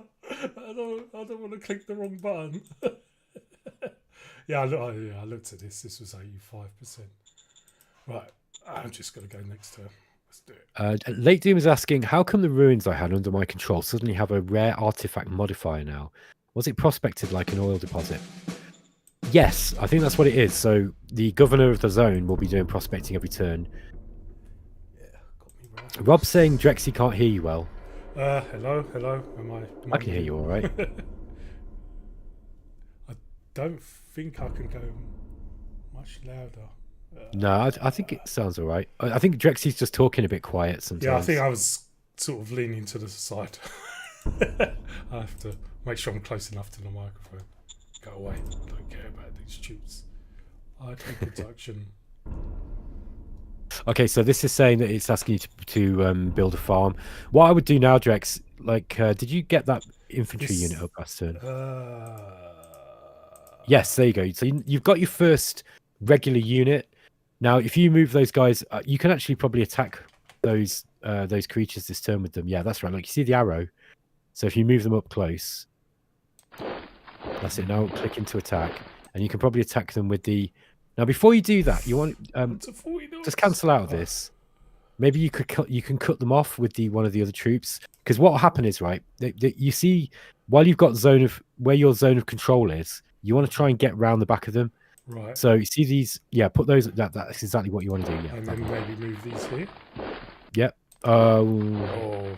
Be careful, because you might lose that territory. Don't worry about it too much. Now, what I would do is just now attack with the units that you've got available, and you might be able to damage those. Just click. Saying 13-1. I think the problem is why is it only one eligible? Click on that as well. That one's eligible as well. So you just click to move them from the eligible forces into attacking. So why are the others not eligible? Is it because they've not got any action points? You've moved them this turn. Do you see? Yeah. Also, there's like you see these estimation of offensive mods. It's really low, because you've only got 131 recon points. So less than 40 recon points, you won't even see that there's a unit there. And then anything between 40 and 400 means that you're going to be getting like combat modifiers, basically, because you have to remember, this is a 200 square kilometer. Well, this is this area is like 200 kilometers, like, from point to point on the hex. So the enemy's somewhere in that hex, but you don't know exactly where. Right. So what you could do is you could attack him with one of those units, and as you attack every round, you get, I think, 80 recon points or 40 or something like that. So if they survive the combat that long, they'll pinpoint the position of the enemy.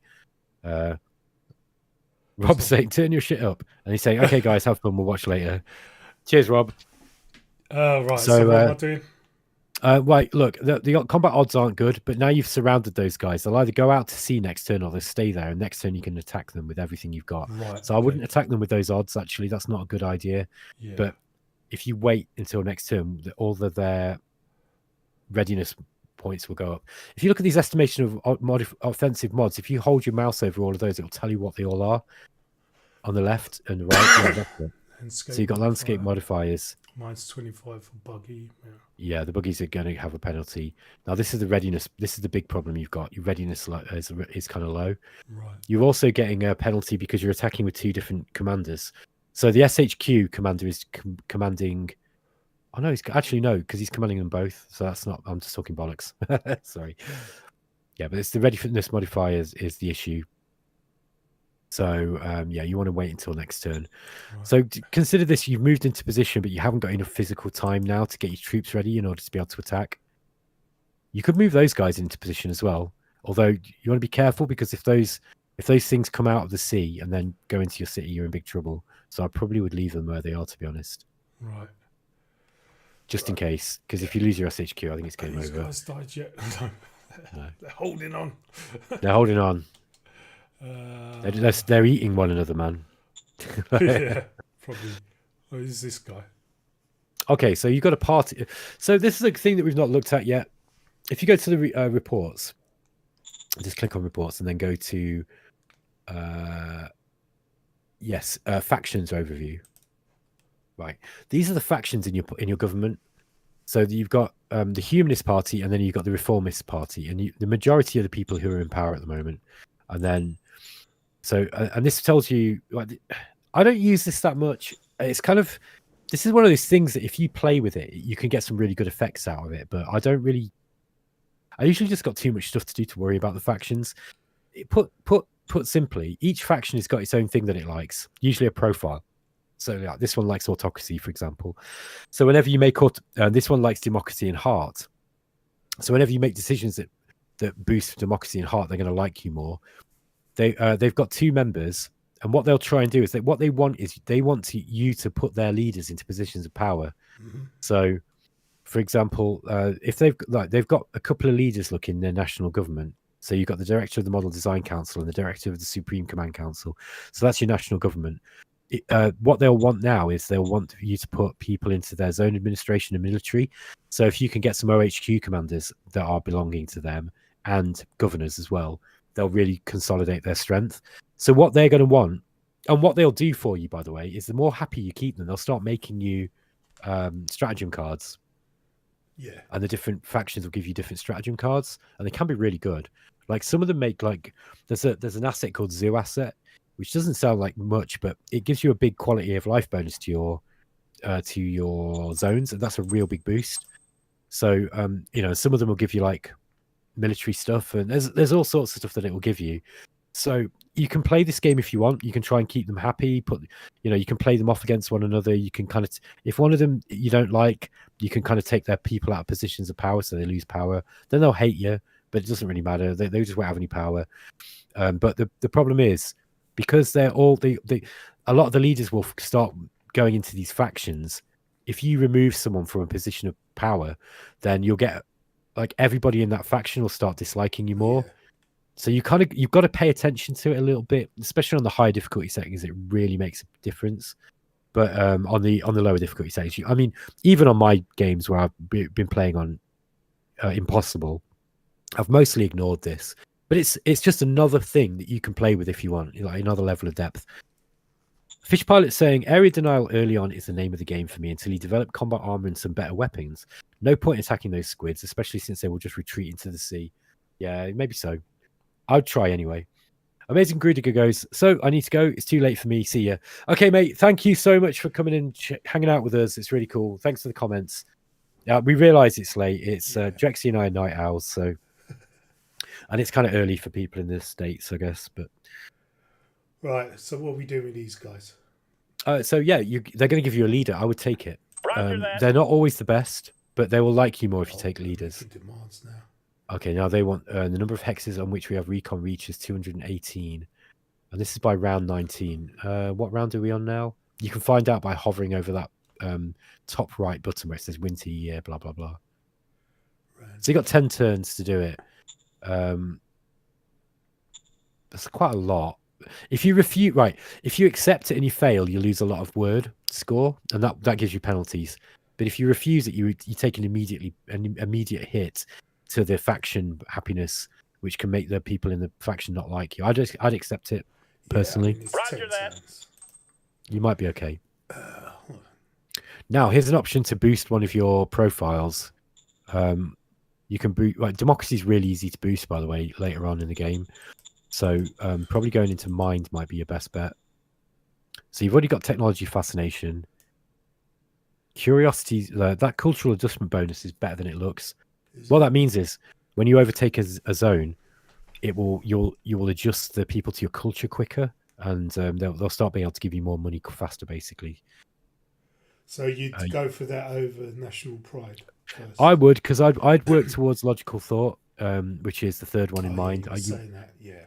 That's a nice research bonus. Yeah. However, if you want, like, if you're happy with what you've got, you could then try and go into heart instead. Then you could try and get national pride, which will give you the morale bonus, and the morale bonus and the character loyalty bonus can be good. It's just up to you, mate. You pick what you want to do. Let's stick to the plan we go. Logical thought. Yep. Okay. So you mind. And you've got to look. That's a good one to go anyway, because you've already got to do that for the other. That other promise. Yeah. So this is a policy speech, and this is kind of a promise too. Yeah, new target. Yeah, once you've got padded advisory and the automatic rifle, by the way, you'll be able to. They're dropping pirates. Is this what you were talking about? Yeah, this is a really bad time for this. Now, if you attack them, they're not going to like you, and you're going to gain government points instead of commerce.